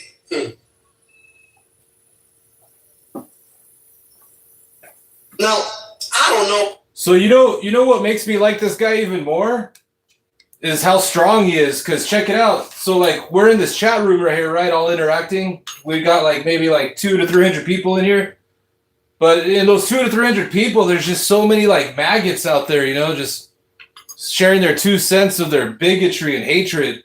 So what that tells me is what this guy's up against, you know, running for Senate. This dude's a very strong individual right here. You will call somebody who looks like me from a background like mine dangerous. You ever heard that before? I don't know. It's almost like you're trying to grasp for something. You just don't want to say it. I'll tell you what. Go ask the parents of children who didn't have glasses if I'm dangerous. Go ask the families living underneath the smokestacks of Marathon Petroleum if I'm dangerous. Go ask the folks drowning in medical debt in Wayne County if I'm dangerous. Yeah, what up, Almost High? Yeah, I've noticed the MAGA cult bots have been unleashed. The Elon Musk sleeper cells, because of all Donald Trump's failures in the last week. Pretty much all his failures his whole life.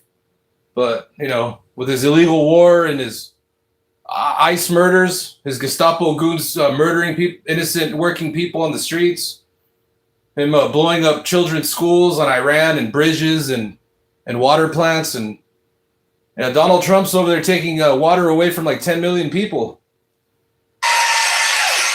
Go ask the folks who didn't have Narcan if I'm dangerous.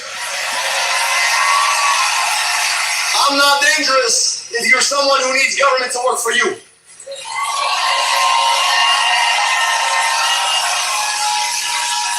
But I'll tell you this.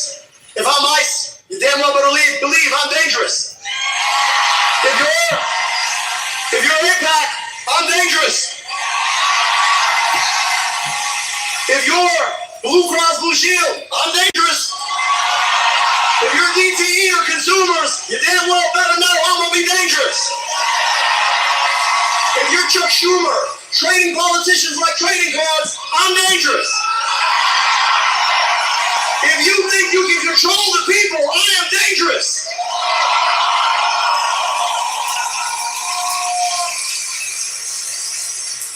And I'll tell you this, what they don't understand is that the only reason they will think I'm dangerous is because of you. Is because I want you to be the center of your politics. Because I want government to work for you. Government of the people, by the people, and for the people like it was supposed to be.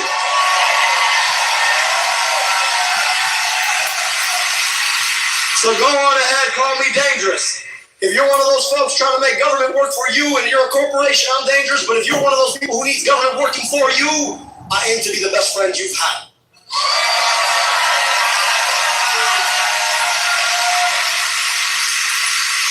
Now, I'll finish here because this is a unique moment in our history.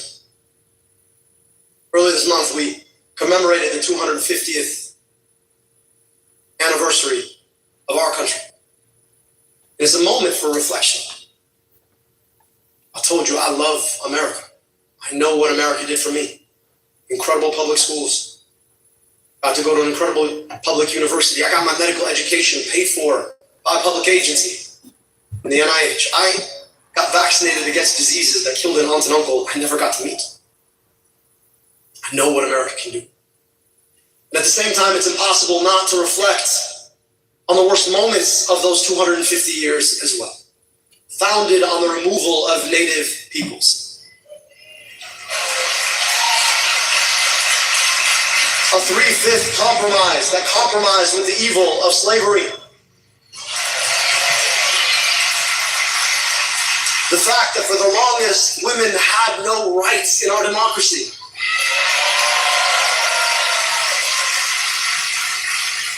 Jim Crow, segregation, homophobia. The fact that even now, we allow too much of that sordid past to pattern the future. The notion that structural racism still patterns whether or not you get to go to a good school. We're still having a conversation of whether or not who you love or how you identify or if you pray or how you pray should pattern what rights you have.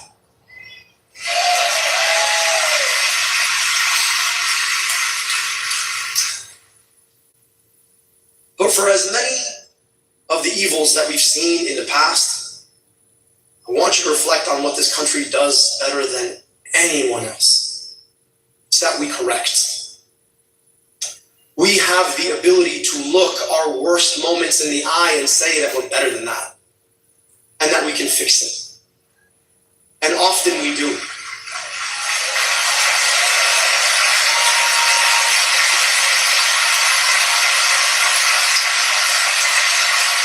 And I know that sometimes in our history, that fixing is sold to us like it just happens.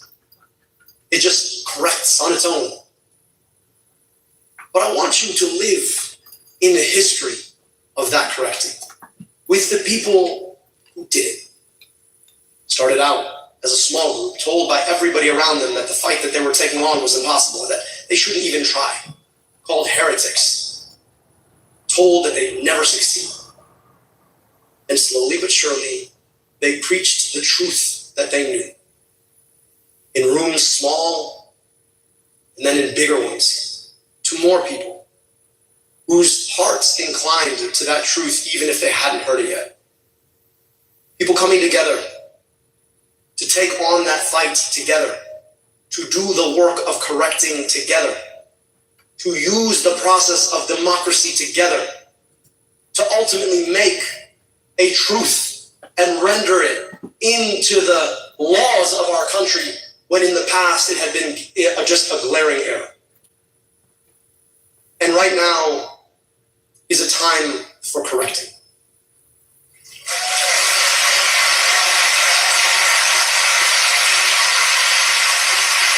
Right now, you've got corporations and special interests who are trucking millions of dollars to undo our democratic process. They're spending all of that money to lie to all of us in the most blatant disrespect to democracy that you can imagine. Why? So that they can keep rigging the system to pick our pockets and monetize us at every single transaction of our lives. They want to convince us that the best we can do is to send our money somewhere else rather than keep it here. That we ought to just give handouts to big corporations while people cannot afford their basic means of a dignified life. They want to tell us that there is no way to fight back, that their money is overwhelming, that our many don't matter. We live in a time of historic inequality, where people are more frustrated than they've ever been, where the screens in our pockets are used to monetize our eyeballs and our eardrums, to make us angrier and further away from the people that they tell us we're connected to. We live in a time where a few huge corporations are building the robots that they want to replace us, and to tell us that we should like it. Mike Rogers, you know, he says he's against gender affirming care. And I just gotta ask, y'all see that video? He's trying to make himself look like Superman. I just think that's gender affirming psychological care. He watches that video and he's like, I'm a man. Okay, Mike, wants to put a data center in your backyard so we can make a video and make him feel himself better than he actually is. We live in a moment where we have to decide where we go from here. Do we want the power of corporations to continue to dominate our lives, or will we stand up for the government of the people, by the people, and for the people that we were promised? Will we allow them to spend their money to dominate our airwaves, to tell us lies, or are we going to stand up and have the conversations that they couldn't dream of having? Will we allow them to continue to pick our pockets for their wealth, or will we stand up and fight for the things we need and deserve together?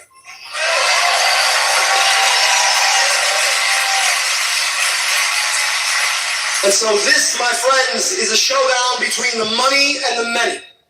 And when they tell us that we cannot have guaranteed health care, we won't back down. When they tell us that they're going to put ice on our streets, we won't back down.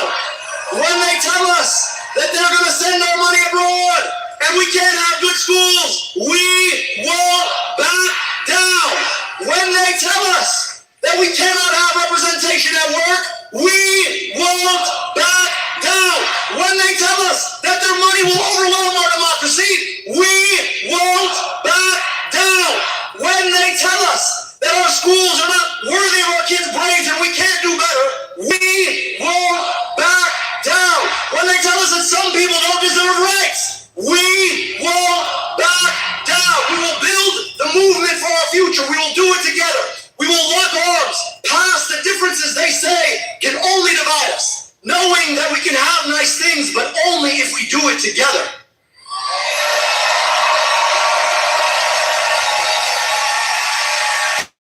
West Michigan, this is a time for correcting. And if we choose to build... Hey, what's up, Almost High? I think I accidentally put you in a 10-second timeout. My bad. The next 250, I promise you, we can be so much more hopeful, so much more glorious, so much more filled with community than the past 250. That is the world we are building right now. West Michigan, this is our moment. This is our opportunity. This is the time to prove that the power of the many can overwhelm the power of the money. To remember the ideals on which this country was built. We hold these truths to be self-evident that all men... Hey, what up, Almost High? Now you're all good. That's what we're here for, you know? we can all let out our emotions and have a little YouTubeville Sunday night watch party. Thanks for everyone that's here. People are created equal. And we will prove that we, the people. So this is pretty much almost over, like a minute left. So after this, we'll go check out, I don't know, he has an interview he did today that looks pretty interesting. Or there's like a Senate hearing about like ICE and DHS that we can check out. Equal, if not bigger, than their money, than their power, than their cynicism. And we will build it together. Friends, my name is Abdul. I am running for U.S. Senate. I hope I can your support. Thank you so much.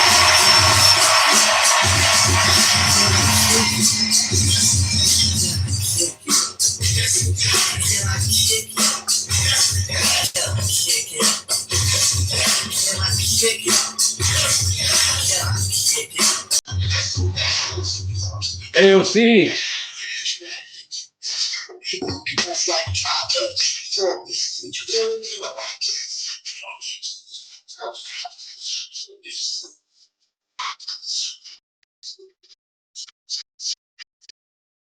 Oh yeah, that's what's up. Hey, Abdul's awesome. Yeah, if you're in Michigan, vote for Abdul for sure. He's bringing the changes, the good changes. He's a truly patriotic dude over there. Very powerful speech. All right, let's go check out this. Let's go see what we got in the queue over here.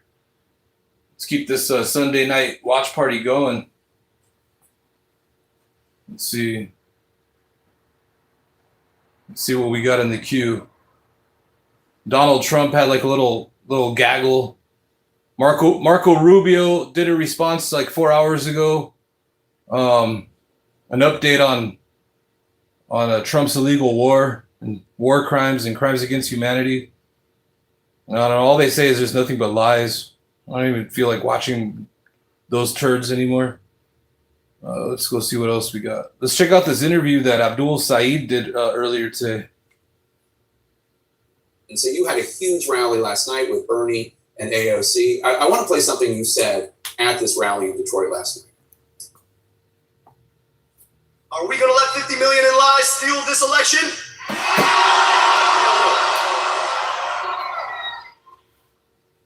Are we going to let Trump donors, billionaires, and APAC lies steal this election?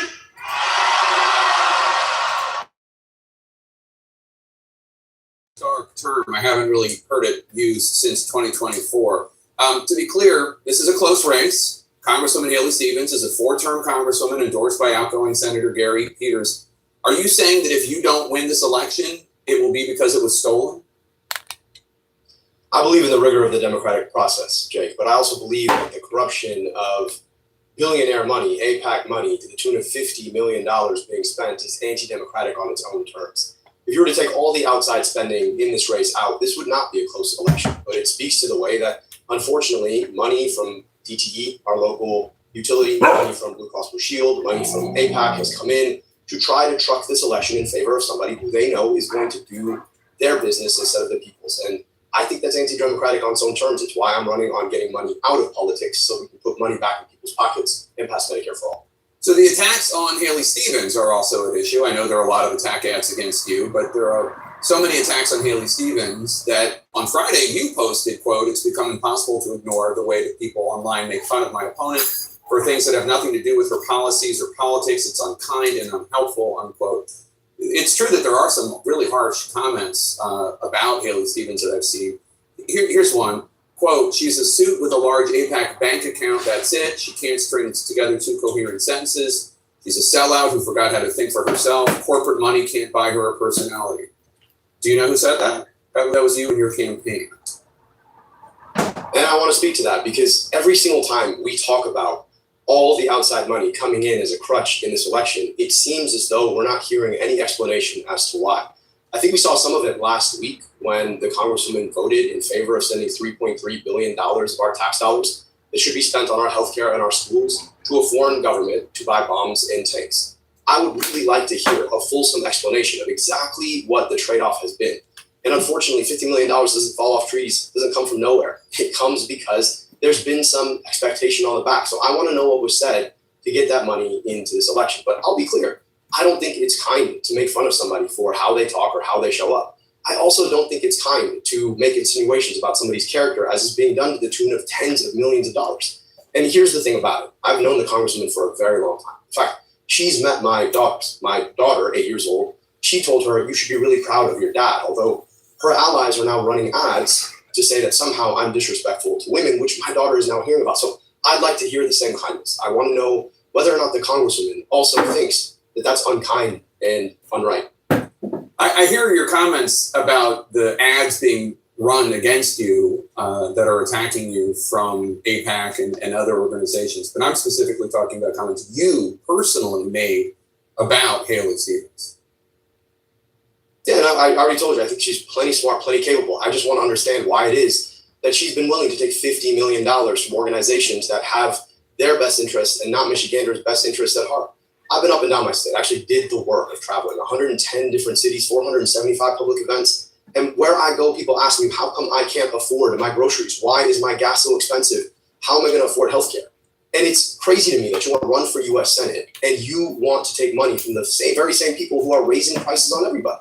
So I just think we need a fulsome explanation. I would like to hear it. I think the Congresswoman has had plenty of opportunities, and I think this is one of them now. Just to be clear, the money being spent on her behalf is not money going to her, but I understand the point you're making. It's interesting, though, because you talk about support for Israel. The New York City Mayor Zoran Mamdani just this weekend was asked by the New York Times if he thinks there's room in the party for Democrats who work with AIPAC. And Mayor Mamdani said, quote, if they are Democrats and they run as Democrats and they win as Democrats, then they should be part of the Democratic Party.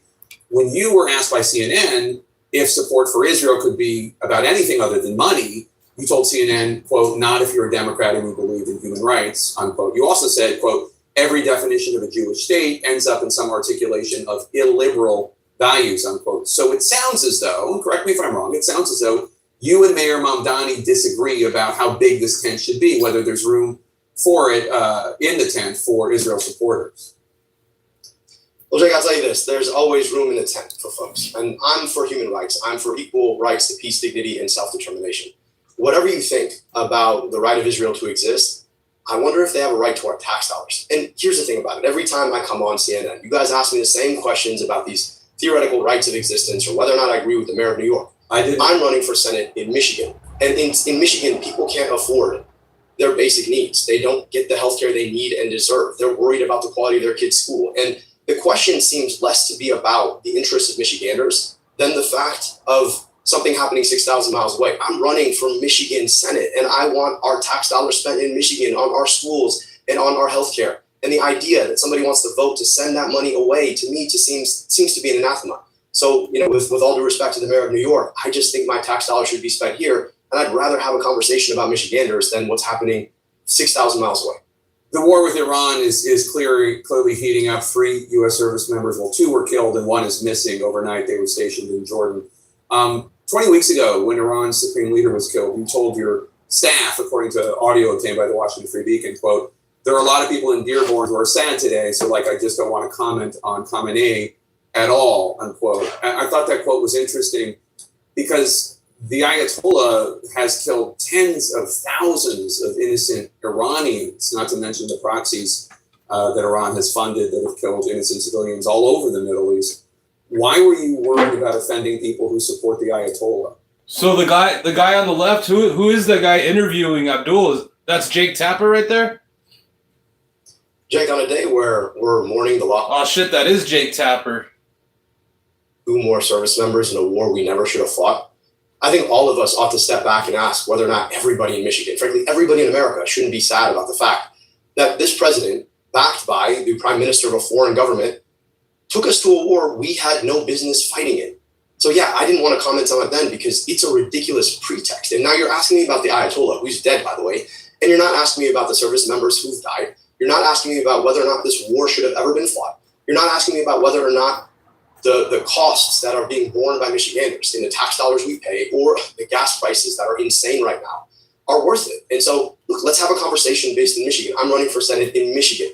Yeah, I think gas is going to probably triple in price this week. I'm going to go fill up my vehicle tonight and gas because it's going to go up because of Trump's illegal war.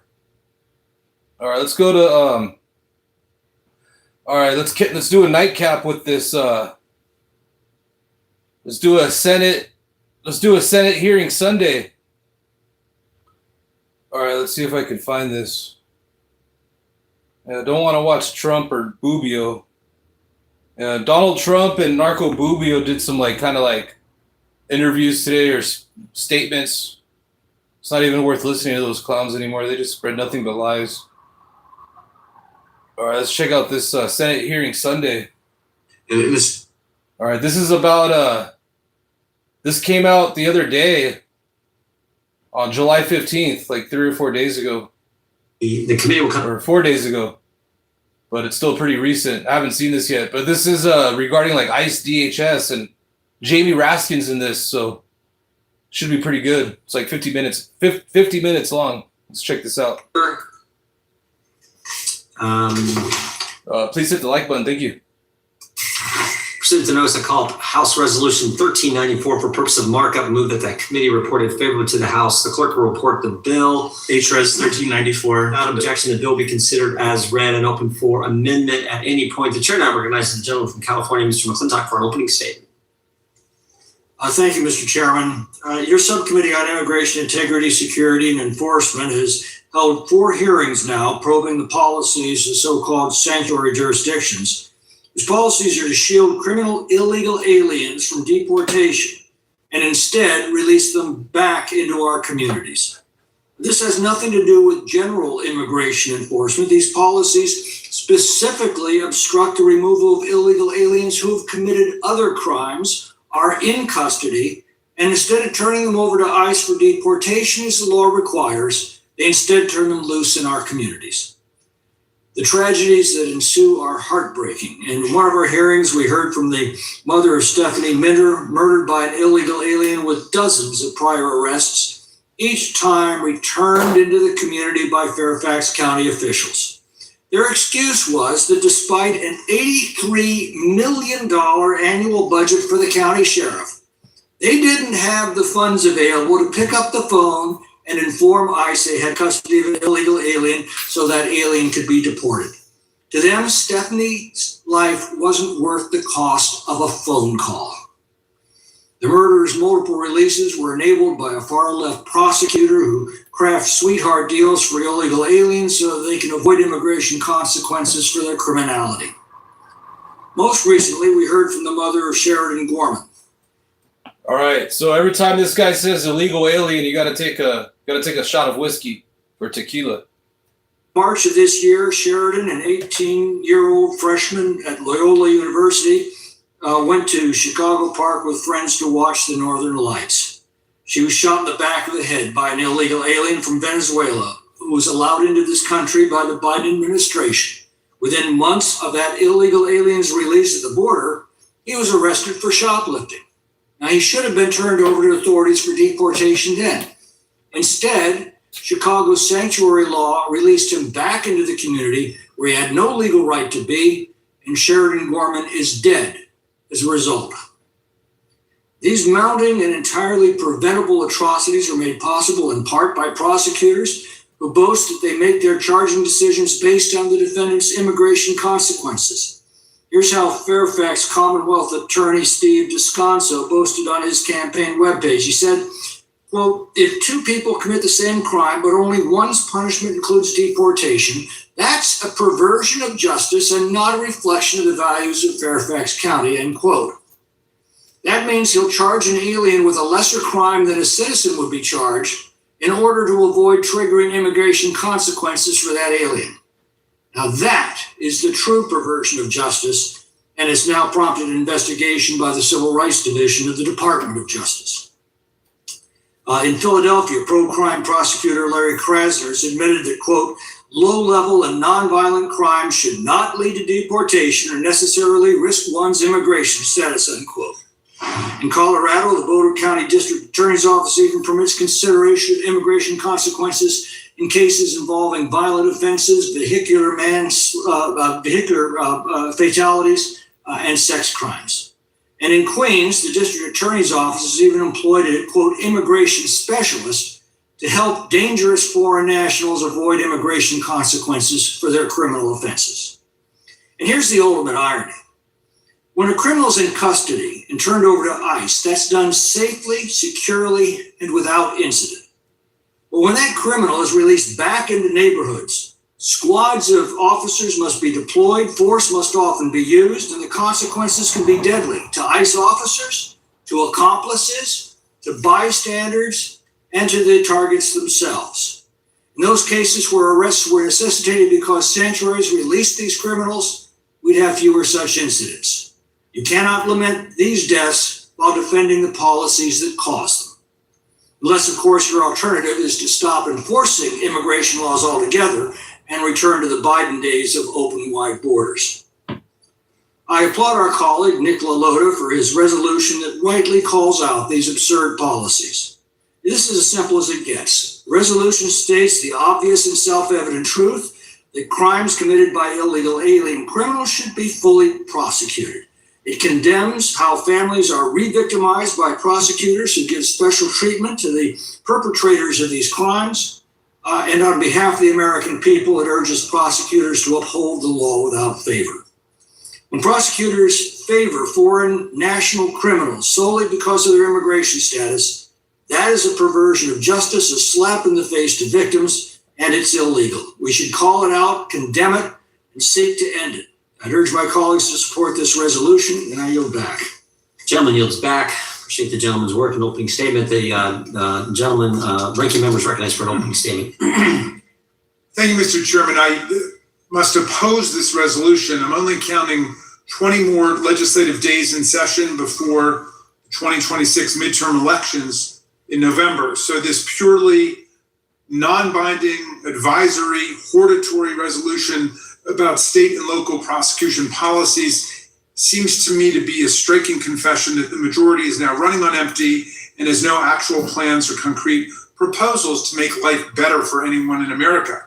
With the sand running rapidly down the hourglass on this disappearing supine and collaborationist Congress, you'd think the majority would be spending our precious remaining days scrambling to address the pressing issues of the day that they've ignored, marking up legislation that might actually make a difference in the lives of American people. At a time when the price of groceries, healthcare premiums, and rent has soared to an all-time high, when Trump's ruinous illegal tariffs have driven countless businesses into bankruptcy, but when the president declares that he loves inflation and spends no time thinking about the financial condition of the American people, you might think the majority would be trying to do something to distance themselves from the disastrous presidency and lethargy of Donald Trump to actually improve life for our people. And yet, the discipline is fierce around here. And so here we go again with a divisive rhetorical exercise, because what the American people apparently really need right now is another non-binding, hortatory, symbolic resolution from the House distorting and second-guessing local prosecution policies. Meantime, back in the reality-based world, there are 5 million Americans who no longer have health insurance because the GOP failed to enact any legislation to prevent premiums from skyrocketing after passage of their big, beautiful bill, which is so unpopular now they try to change its name. Alas, for them, the words of the new title of the big, beautiful bill, the Working Families Tax Cuts Act, never actually appeared in the bill. And just in the last week, ICE agents have killed 2 people in their cars, 2 fathers who were driving to work, who, according to ICE's own statements, were not even the target of their enforcement actions. Meantime, Republican members of Congress have been threatening to hold the House floor hostage until the Senate passes their bill to disenfranchise voters, the Save MAGA Act. How foolish and demeaning is it for Congress to be running around condemning local governments for the choices they and their voters have made? If you want to change the way local prosecutors operate, move to those jurisdictions and run for state's attorney. But I suspect you won't get too far, at least in the case of the reviled Fairfax County, Virginia, because the people who live there are apparently not buying what the majority is selling. A few weeks ago, the majority hauled in the prosecutor and the sheriff from Fairfax because the majority disfavors the county's policies. Okay, that's fine. But there was a line out the door of Fairfax County residents who'd come to support their local officials against this kangaroo legislative court. Our job in Congress is not to give Yelp reviews for state and local laws and policies. If you really want to influence public policy in Fairfax County, go run for office there, or go testify in their legislative chambers. This is Congress. We're supposed to be focused on federal policy, enacting federal laws, and working to make life better for all Americans. This is a job which we are elected to do, but which the majority is simply not doing. This Congress, under GOP leadership, now has a disapproval rating of 86%. A startling and terrifying all-time high, 86%. It means more than 8 out of 10 Americans disapprove of the chaotic and subservient performance of Speaker Johnson. With bills, non-binding resolutions like this, it's no mystery why. Under this majority, the Congress has abdicated its authority for oversight, for appropriations, and even for declaring war. As an outgoing member of this committee put it, if Donald Trump says jump 3 feet high and scratch your head, we all jump 3 feet high and scratch our head. Well, they've been doing a lot of those 3 feet jumps and engaging in a lot of head scratching behavior. At the behest of the president, congressional Republicans have blocked our exercise of constitutionally mandated authority to approve or disapprove. That shit's hilarious. I love Jamie Raskin. He just called it how it is. All these MAGA cult members just all they do is just head scratching behavior. Jamie Raskin's hilarious. All the MAGA cult members just do head scratching behavior. They were silent as the administration illegally impounded congressionally appropriated funds for many programs. They watched with indifference as the president bombed fishing boats in the Caribbean, Venezuela, and Iran. They did nothing as the president, his family, and his robber baron friends grifted off the American people through absurd no-bid contracts and corrupt crypto deals. They forked over a whopping $240 billion of our tax dollars for the Department of Homeland Security, and then sat on their hands as DHS agents killed 3 American citizens in cold blood, 3 immigrants, and a record 53 people have died in immigration detention, many due to abuse and medical neglect. Now, as November looms large, and as their moves to try to undermine elections and pay off insurrectionists are being blocked by federal judges across the land, they're desperately casting about for someone to blame for the problems they have themselves caused. And today it seems the blame is landing on state and local prosecutors, and once again, everybody's favorite whipping post, so-called sanctuary jurisdictions. It is the Trump administration that is stymieing state and local prosecutors and making everybody less safe. They deport witnesses and victims in the middle of trials, allowing perpetrators to walk free. They deport perpetrators before trial, robbing their victims of restitution, compensation, and closure. When their agents kill people like Renee Good, Alex Preddy, and Lorenzo Salgado Araujo, instead of working towards justice and due process, they obstruct state and local investigations and bar investigators from accessing the evidence. But of course, we don't want to talk about that. We want to talk about how terrible immigrants are and claim that Democrats care more about criminal aliens than American citizens. But what Republicans fail to grasp is that for an undocumented immigrant, it does not matter what kind of crime they would be charged with. They are deportable immediately by dint of their lack of legal status. Republicans see a grand conspiracy around charging decisions when undocumented people are involved, when it is actually just the day-to-day reality of prosecuting cases. Sometimes you have enough evidence to build a strong case and win a conviction, and sometimes you don't. Well, why do I think that this is just political theater? We haven't heard a word from a single Republican on this committee denouncing Ken Paxton for the sweetheart deal he offered to Adam Hoffman, who molested a 6-year-old boy. Ken Paxton's team cut a deal where this guy would serve 1 day in jail. The judge in the case extended the sentence to 60 days, but that was the best he could do with the deal that Ken Paxton's prosecutors cut. In the end, Hoffman was released early, serving only 29 days for this grievous, outrageous crime. But we've never heard a peep out of anyone here about that decision or the local policies that permitted Paxton to make such an unforgivable deal. Every choice that we make in individual cases has consequences. And I would hope the majority of us would weigh the potential consequences before approving the policy. I fear that President Trump has never undertaken that rigorous deliberative process, given how obvious the negative consequences are of his decisions. Take, for example, his infamous mass pardon of the January 6th insurrectionists. Nearly 100 of the January 6th rioters who were pardoned en masse without regard to their individual crimes, their individual criminal histories, whether they had paid restitution or not to their victims or to the government, and whether they were properly rehabilitated and ready to go back to society.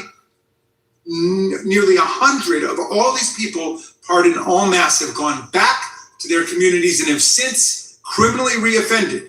They have molested children, they've beaten up their spouses, they've even killed people, none of which would have happened but for the president's pardons and commutation of their sentences.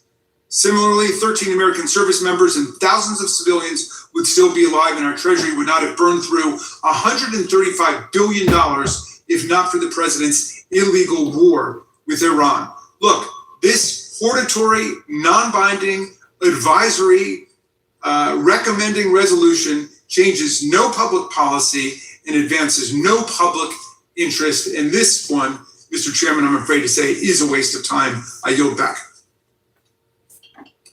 Gentleman yields back without objection. All of their opening statements will be included in the record. Who seeks recognition? Gentleman from Arizona is recognized. Thank you, Mr. Chairman. Every person who commits a crime should be held accountable. Every American deserves equal protection under those laws. That should not be controversial. That should be the floor, not the ceiling, of what we expect from our justice system.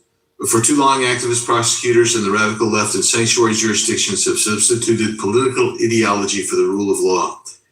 Well, let's be honest. Who the hell is this guy? This guy's a moron right here. All right, keep in mind, folks, every single thing that comes out of this guy's mouth is nothing but fecal matter. Ideology is about. It isn't about justice. It's not about fairness. It's not about mercy. It's a radical worldview that treats an illegal alien's immigration status as more deserving of protection than an American citizen's safety. Some across the aisle may try to call it compassion or fairness, but that's not what it is. It's a suicidal empathy that cares more about shielding a criminal from consequences than protecting the community they have harmed. When prosecutors provide special treatment to foreign nationals, they don't afford to American citizens, they don't just bend the rules. They abandon the principle of equal justice under law entirely, and innocent people pay for it. For instance, Fairfax County, Virginia, Prosecutor Steve Descano bragged on his own campaign website that he would take immigration consequences into account wherever possible. His office built a formal sliding scale policy that puts illegal aliens at the front of the line for leniency. The result was a trail of American victims. Illegal alien Abdul racked up more than 40 charges, nearly all dropped by Descano's office before Jalla murdered Stephanie Minter this past February. Police warned Descano's office repeatedly that Jalla was a ticking time bomb. They ignored it, and Stephanie Minter is dead. This isn't an isolated case. In Boulder County, Colorado, prosecutors openly consider immigration consequences even in cases involving violent crime, vehicular fatalities, and aggravated sexual assault. When prosecutors drop charges, they cut sweetheart deals and refuse to work with law enforcement. They're not merely soft on crime, they're complicit in the next victim. I've sat across from angel families. I just wrote letters to 7 angel families this very morning. I've listened to mothers and fathers describe losing a child to a criminal alien who never should have been free. They should have been locked up or deported, and instead were walking the streets because a prosecutor decided that immigration status mattered more than public safety. Their message was always the same. These tragedies were preventable, every single one of them. These policies are not just morally indefensible, they are against the law. When prosecutors refuse to cooperate with immigration authorities or manipulate charges and pleas to shield foreign nationals from the consequences they've earned, they're not administering justice, they are obstructing justice. Oh, hey, check it out, guys. So I just kind of skimmed through this hearing. And after this moron's done talking, we got some real politicians coming up. We got Jayapal, we got Van Hollen, we got Jasmine Crockett, Balint, Senator Balint. I forget who else, but yeah, it's gonna get good. First duty of government is to protect its own. This guy's just talking his MAGA mumbo jumbo. His MAGA mush brain mumbo jumbo. It's not optional. It does not bend to ideology. It begins with enforcing the law equally, holding every criminal accountable regardless of immigration status, and ending once and for all any policy that puts a person who broke our immigration laws ahead of the citizens he now lives among. H-Res 1394 affirms these fundamental principles. It condemns prosecution policies that create unequal justice. It supports the prosecutors who still faithfully enforce the law without regard to politics. It recognizes the Department of Justice efforts to investigate jurisdictions that may be violating the civil rights of American citizens by putting foreign nationals first. American citizens come first. That's not radical. That's the basic bargain of citizenship. And this Congress should say so clearly. I will yield to the gentleman from California. I just want to make two quick points. First, the ranking member condemns a resolution calling on local prosecutors to apply the law equally and without favor. He complains there is no force of law to this resolution. Well, the fact is, this committee has passed bill after bill that does use the force of law to protect public safety from sanctuary policies, every one of them over the bitter and vociferous opposition of the ranking member and every Democrat on this committee.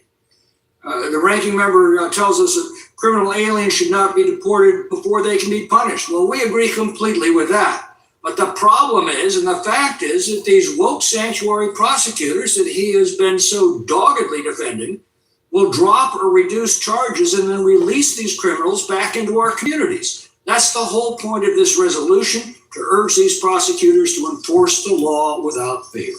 I thank the gentleman for yielding and yield back. Thank you. And Mr. Chairman, I have two UC requests. One is entitled, "The Commonwealth's Attorney Has a Very Holistic Role," an interview with Virginia candidate Parisa Yagani Tafti, and also two others. Illegal immigrant accomplice gets 5 years for murder and sweetheart deal with progressive Virginia DA. And Virginia Dim split on DOJ probe of Soros-backed DA accused of giving sweetheart deals to illegal aliens. And Biden administration's predator release puts Virginia's sanctuary policies back in the spotlight. Yield back. Without objection, and the gentleman yields back. The gentlelady from Washington is recognized. Thank you, Mr. Chairman. What is happening under Trump's immigration militia across the... All right, a real politician, Senator Jayapal. Is horrific, absolutely horrific. In just the last 8 days, ICE officers shot and killed 2 people, Lorenzo Salgado Araujo in Texas and Juan Sebastian Guerrero in Maine, just like they did with Renee Good, Alex Preddy, Mar Martinez, Julio Sosa Celis. In all of these cases, DHS claimed that Lorenzo was trying to attack law enforcement when he was shot. And just like these other cases, contradictory evidence has emerged showing that DHS representatives made false statements and DHS agents acted inappropriately. In the case of Mr. Guerrero, DHS does not even allege that the officer feared for his life or his safety. Instead, DHS claims he merely attempted to flee from a vehicle and then an ICE officer shot him out of concern for, quote, public safety. And again, there's video that contradicts much of this. DHS agents have shot and killed 6 people only during immigration enforcement action since the beginning of the second Trump administration. There have been 53 deaths in detention since Trump came into office. 60,000 immigrants across this country are incarcerated every single night in private for-profit detention facilities. And in the cases of these last 2 individuals and the families they left behind, our hearts should cry out. Mr. Salgado Araujo's U.S. citizen children heard their father's last words crying for help before he was killed on social media. That's how they found out he was dead. Mr. Guerrero's wife and 3-year-old daughter are left in complete trauma and terror. And all of this has been driven by supercharged enforcement from the White House, enabled by my Republican colleagues. $210 billion to ICE and CBP just since Trump came into office. 140 billion last year in the big bad betrayal bill, another 70 billion just now that Republicans passed, party line vote, even though there was 100 billion left from before. And all of this while saying that there's no money for healthcare or for the things that are making Americans hurt across the country, rising gas prices, grocery prices, all of those things. In addition, the arbitrary White House deportation quotas have resulted in veteran agents who should know better shooting and killing Americans. Mr. Chairman, we are failing the American people every single day that we refuse to hold any oversight hearings in this committee or demand independent investigations into these deaths. This should not be partisan, but it is partisan. Apparently, my Republican colleagues don't have time to rein in DHS's violent actions in our communities, but they can make time to take up a non-binding resolution that targets local prosecutions and their policies as part of the never-ending attacks on sanctuary jurisdictions. This resolution is not how we should be spending our time in this committee. It is another way to distract from all the things that are actually happening. US citizens, immigrants who are here with work authorization, people being targeted in their communities, being terrorized to come out of their houses. And we're certainly not talking about issues like President Trump's illegal war of choice on Iran. This war has been so disastrous that for the first time in history, both the House and the Senate passed a war powers resolution asserting that Congress alone has the power to declare war. Waged with no imminent threat, no end game, this war has killed 13 US service members, injured many more, killed thousands of civilians in Iran and Lebanon, displaced millions more, and wasted billions in US taxpayer dollars. This committee has done nothing, absolutely nothing, to conduct oversight on this clear breach of the Constitution. There are many things we could be holding hearings on, and the ranking member went through many of these, so I won't again. But I will say, if Republicans want to focus on immigration, let's conduct oversight over DHS agents' involvement in fatal shootings and the Trump administration's many abuses of authority, from dismantling the immigration system to trampling our constitutional rights and destroying our country, our families, and our economy. Let's talk about the story of Wendy Hernandez-Reyes, a single mother whom ICE deported without her 3-year-old US citizen child, Orlin, despite her pleas to take her son with her. Orlin was murdered by the abusive uncle that he ended up being placed with when Wendy was deported. This is just outrageous. I urge my colleagues to reject this resolution, and I yield back. Gentlelady yields back. Question.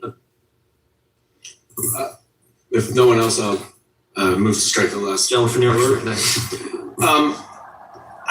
I think there's a lot more agreement than disagreement in this issue, because I would be hard pressed to find anyone on this side of the aisle, I'll speak for myself alone, who does not believe that those who have convicted deportable offenses, those who have committed through a conviction deportable offenses should be.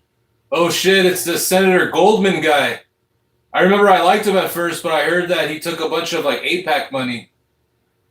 Moved from this country. That I don't think is in dispute. What is problematic here is that my colleagues on the other side of the aisle are using anecdotal stories that are horrific and are not supported by anyone on this side of the aisle, nor have they ever been, as using these few examples to try to create the rule. But they are the exception by leaps and bounds.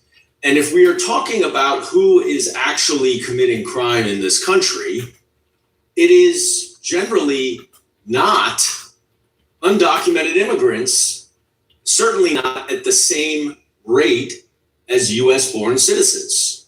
US-born citizens are more than 2 times more likely than undocumented immigrants to be arrested for violent crimes, 2.5 times more likely to be arrested for drug crimes, and over 4 times more likely to be arrested for property crimes. So it is not, the data just doesn't support this idea that anybody is choosing undocumented immigrants over American citizens. And why my colleague from Washington and the ranking member are so correct in identifying the flaw in this resolution and in this argument is that even if you, on the other side, my colleagues are correct, nobody is in this administration is going after the worst of the worst. You're not, I shouldn't say, DHS, ICE is not going after the convicted criminals. You are picking out a few examples that are sensationalized and trying to extrapolate. But the reality is that 92% of detainees in a Wall Street Journal study from September 21st through January 7th, 92% had no criminal convictions. And that doesn't even break it down by serious criminal convictions that would be removable under the INA. So if this administration were actually going after the worst of the worst, as they promised, and as they continue to say, then we would be having a very different discussion. But nobody is prioritizing criminally convicted, undocumented immigrants over American citizens. That's absurd. They should be caught, they should be prosecuted, they should be deported. That we all agree on. So you are finding a solution in search of a problem here. And when you layer on the top of that this ICE dragnet is killing Americans, is killing undocumented immigrants, is actually responsible for far more crime and death and assault and brutality than any undocumented immigrants combined are, you're missing the forest through the trees. But it doesn't have to be mutually exclusive. Even if you want to continue to maintain that these anecdotal stories are the rule, you can also conduct oversight over ICE. That is part of our jurisdiction here. Why do you not care about Alex Preddy or Renee Good or people who are the two people who were killed in the last week? Why do the Republicans not care and feel like we should conduct oversight? I applaud the chairman of the Homeland Security Committee, Mr. Garbarino, for demanding a briefing, but why is this committee not doing anything to conduct oversight over this mass dragnet of $250 billion? And I yield back. Gentleman yields back. Questions on favorably reporting the resolution. All those in favor say aye. Aye. Those opposed, no. In the opinion of the chair, the ayes have it. The resolution is recorded vote being requested. The clerk will call the roll. Mr. Jordan? Yes. Oh, I'm sorry. Mr. Jordan? Oh, no. Hang on. I'm going to back up. Mr. Garcia had to ask, and I totally forgot. I apologize to the gentleman from Illinois. We'll just move back a little bit, and the gentleman is recognized for his 5 minutes, and then we'll go to calling the question. Thank you, Mr. Chairman. I strongly oppose this resolution, which is just another cheap attempt by Republicans to scapegoat immigrants and distract from the failures to address issues facing our countries. We're in a nationwide affordability crisis. What have Republicans done? Tax cuts for billionaires and wealthy corporations. Our constituents are sick and tired of endless. Yeah, it's Senator Chewy. He's got the senator with the best mustache in Congress. This guy's awesome right here. He's from Illinois. Or what have Republicans done? Launched a regime change operation and occupation in Venezuela and launched a cruel, illegal, devastating war in Iran that Trump has lost control of. Our constituents want basic health care without taking on crushing medical debt. What have Republicans done? Gutted Medicaid and the Affordable Care Act, driving up premiums and causing people's deaths from lack of medical care.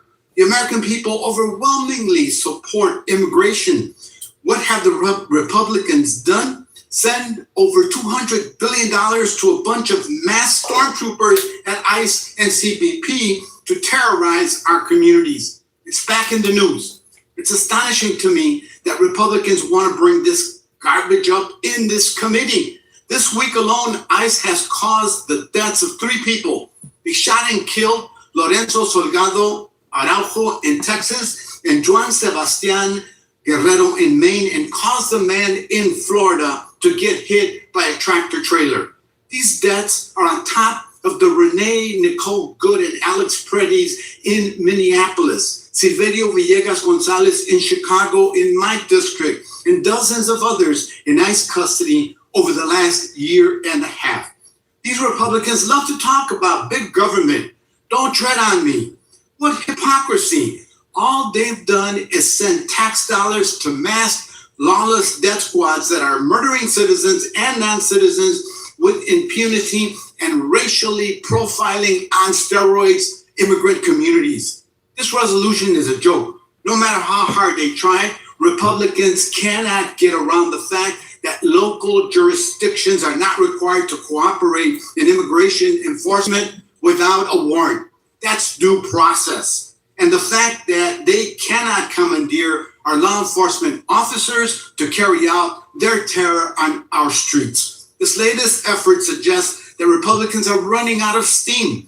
You think prosecutors are the problem?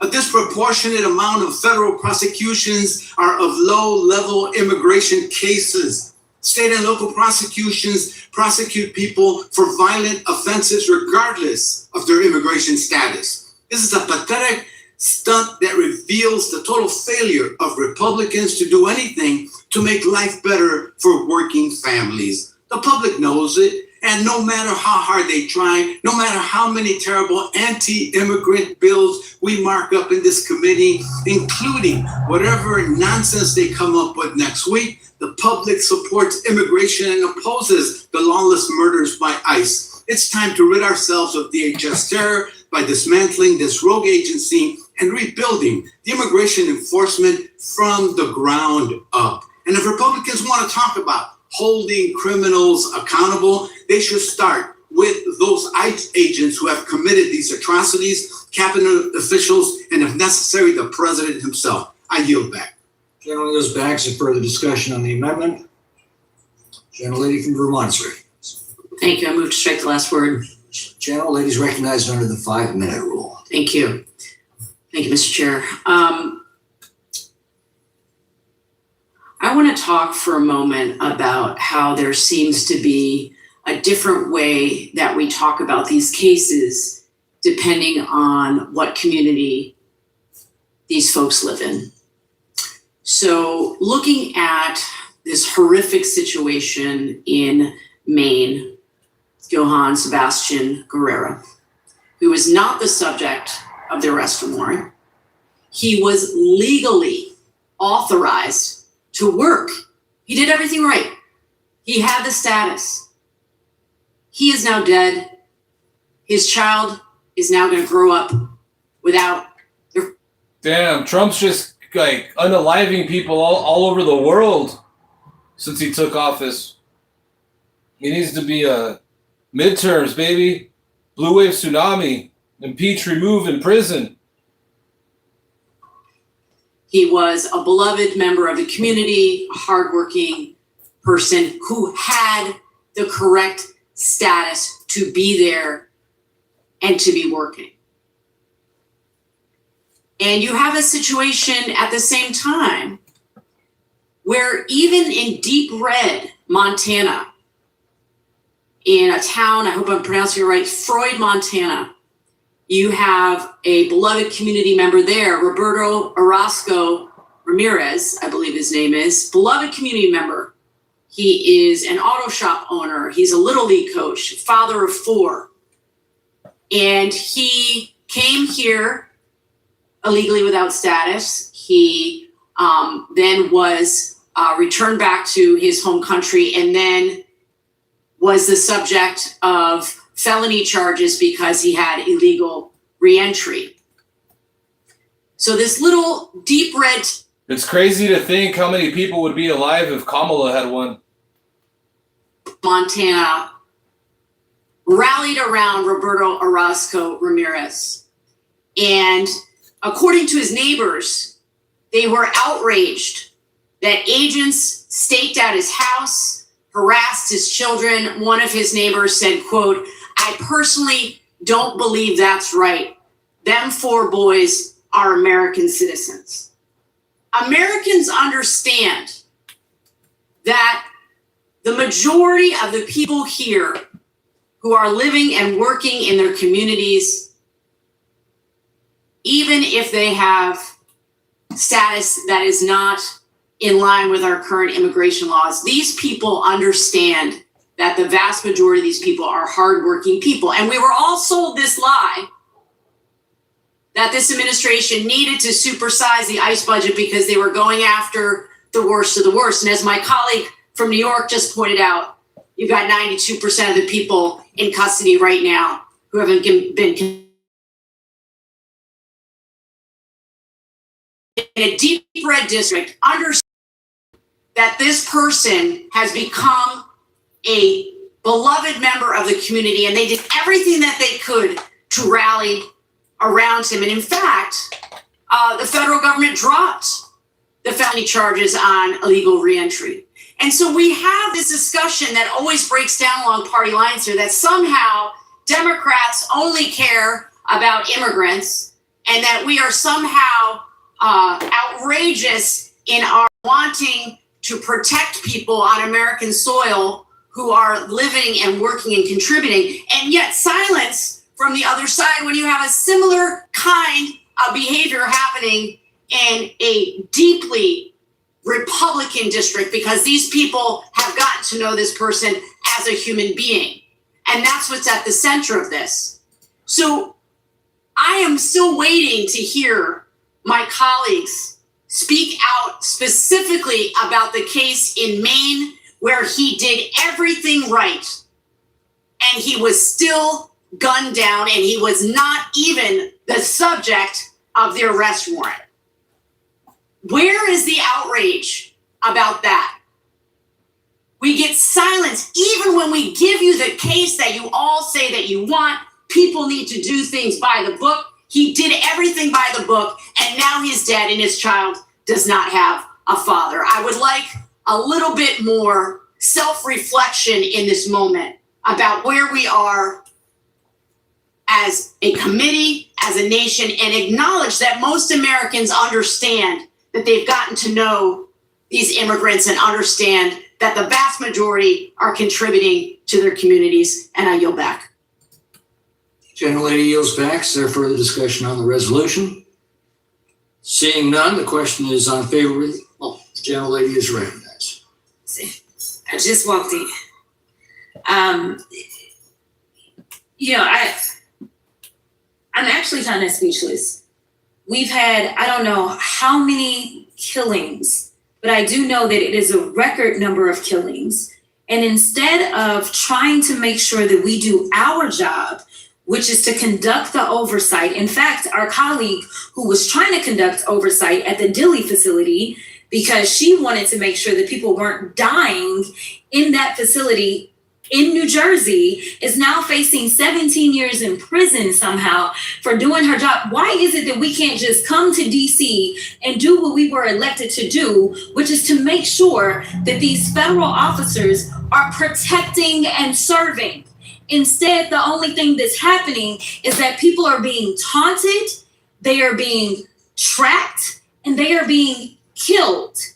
And as I look at my colleague, I don't know if you've had anything to say, but as a Texan, I would hope that we could come together as Texans and denounce what just took place in Houston, Texas. How about we focus on making sure that this agency that has a record amount of dollars now, not because the Democrats were trying to send them more money, because we didn't want to reward their bad behavior, but instead of us doing our jobs and conducting oversight as it relates to federal officers, you guys decide to waste our time and the American people's tax dollars with this nonsense.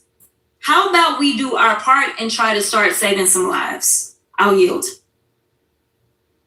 Gentlelady yields back. Is there further discussion? Seeing none, the question is on the favorably reporting the resolution. Those in favor say aye. Aye. Those opposed say no. No. The opinion of the chair, the ayes have it. We'd ask for a recorded vote. Recorded votes requested. The clerk will call the roll. Mr. Jordan, Mr. Issa, Mr. Biggs, Mr. McClintock. Aye. Mr. McClintock votes aye. Mr. Tiffany, Mr. Massey, Mr. Roy. Mr. Roy votes aye. Mr. Fitzgerald, Mr. Klein. Mr. Klein votes aye. Mr. Gooden, Mr. Van Drew, Mr. Nels, Mr. Moore, Ms. Hageman, Ms. Leah Florida.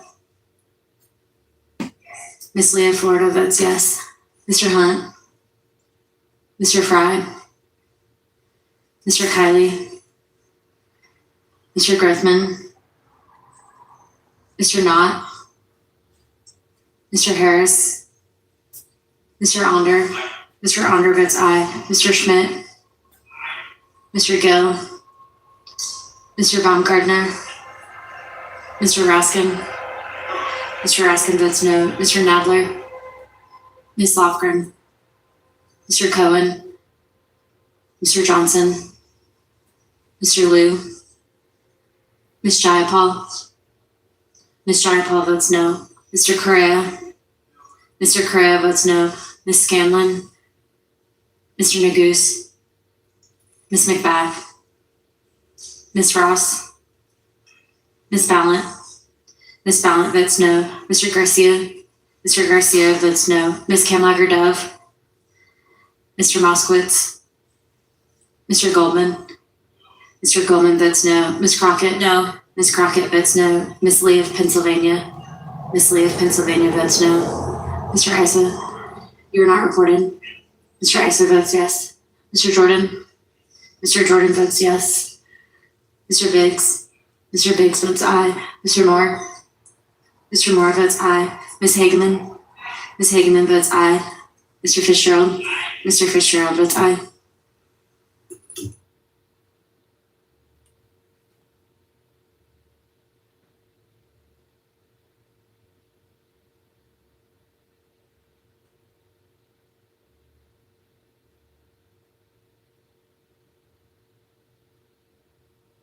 Kamlager-Dove, you're not recorded.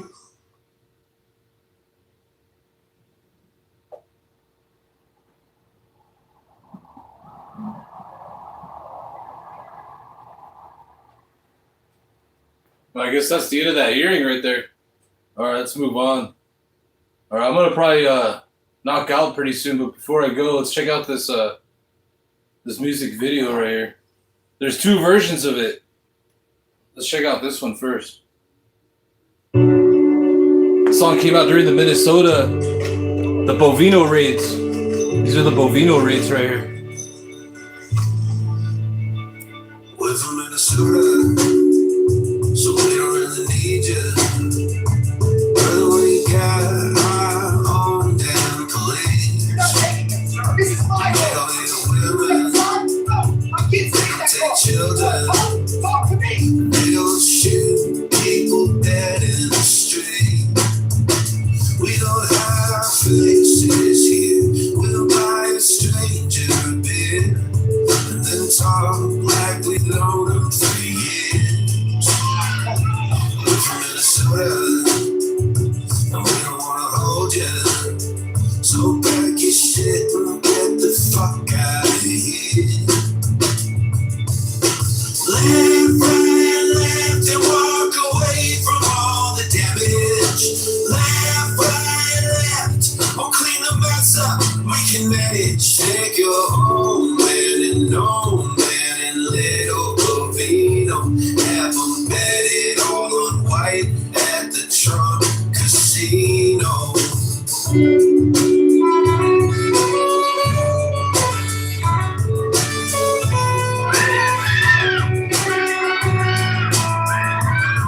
Bring it in, but it doesn't stay here. So go find some miserable place where to see all the problems and everything that done wrong in the shape of a black or brown face. Left, right, left, and walk away from all the damage. Left, right, left, we'll clean the mess up, we can manage. Take your home, man, and old man, and little Bovino. Have them bet it all on white at the Trump Casino. Fuck you!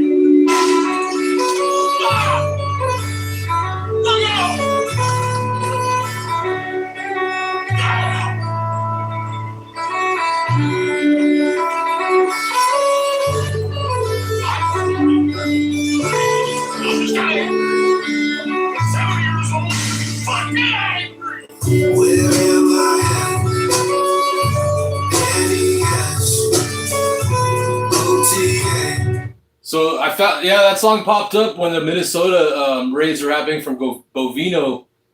This dude's name is Michael Shines. The song's called "We're from Minnesota." He has another version of it too. That's like more like a music video.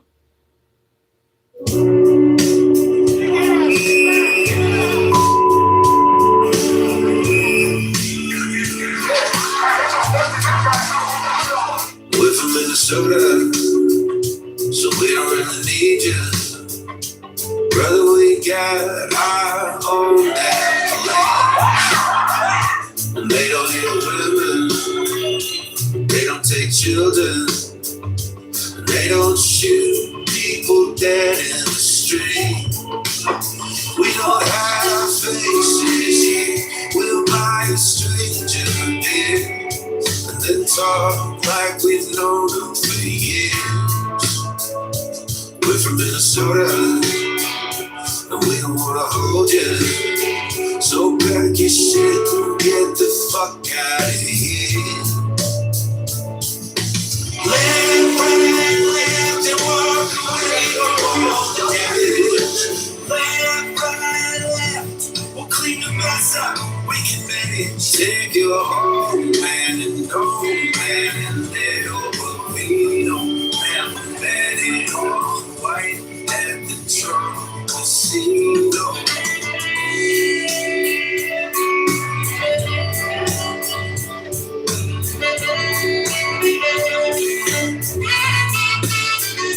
They try to bring it in, but hate doesn't stay here. So go find some miserable place where to see all the problems and everything they've done wrong in the shape of a black or brown face. Left, right, left, and walk away from all the damage. Left, right, left, we'll clean the mess up, we can manage. Take your home, man, and old man, and little. Yeah, Bruce Springsteen came out with a song too. They're both cool.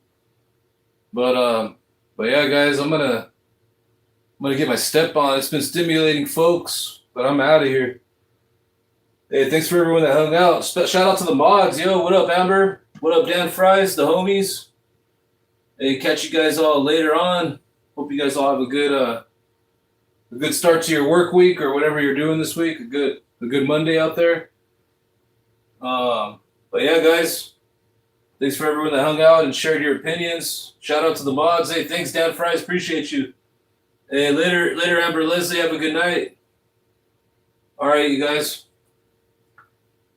All right, peace out. Oh yeah, so I noticed that I think on Tuesday, Pete Kegsbreath is gonna have like a Senate hearing about the Iran war, so we'll definitely be tapping into that. All right. Catch you guys later.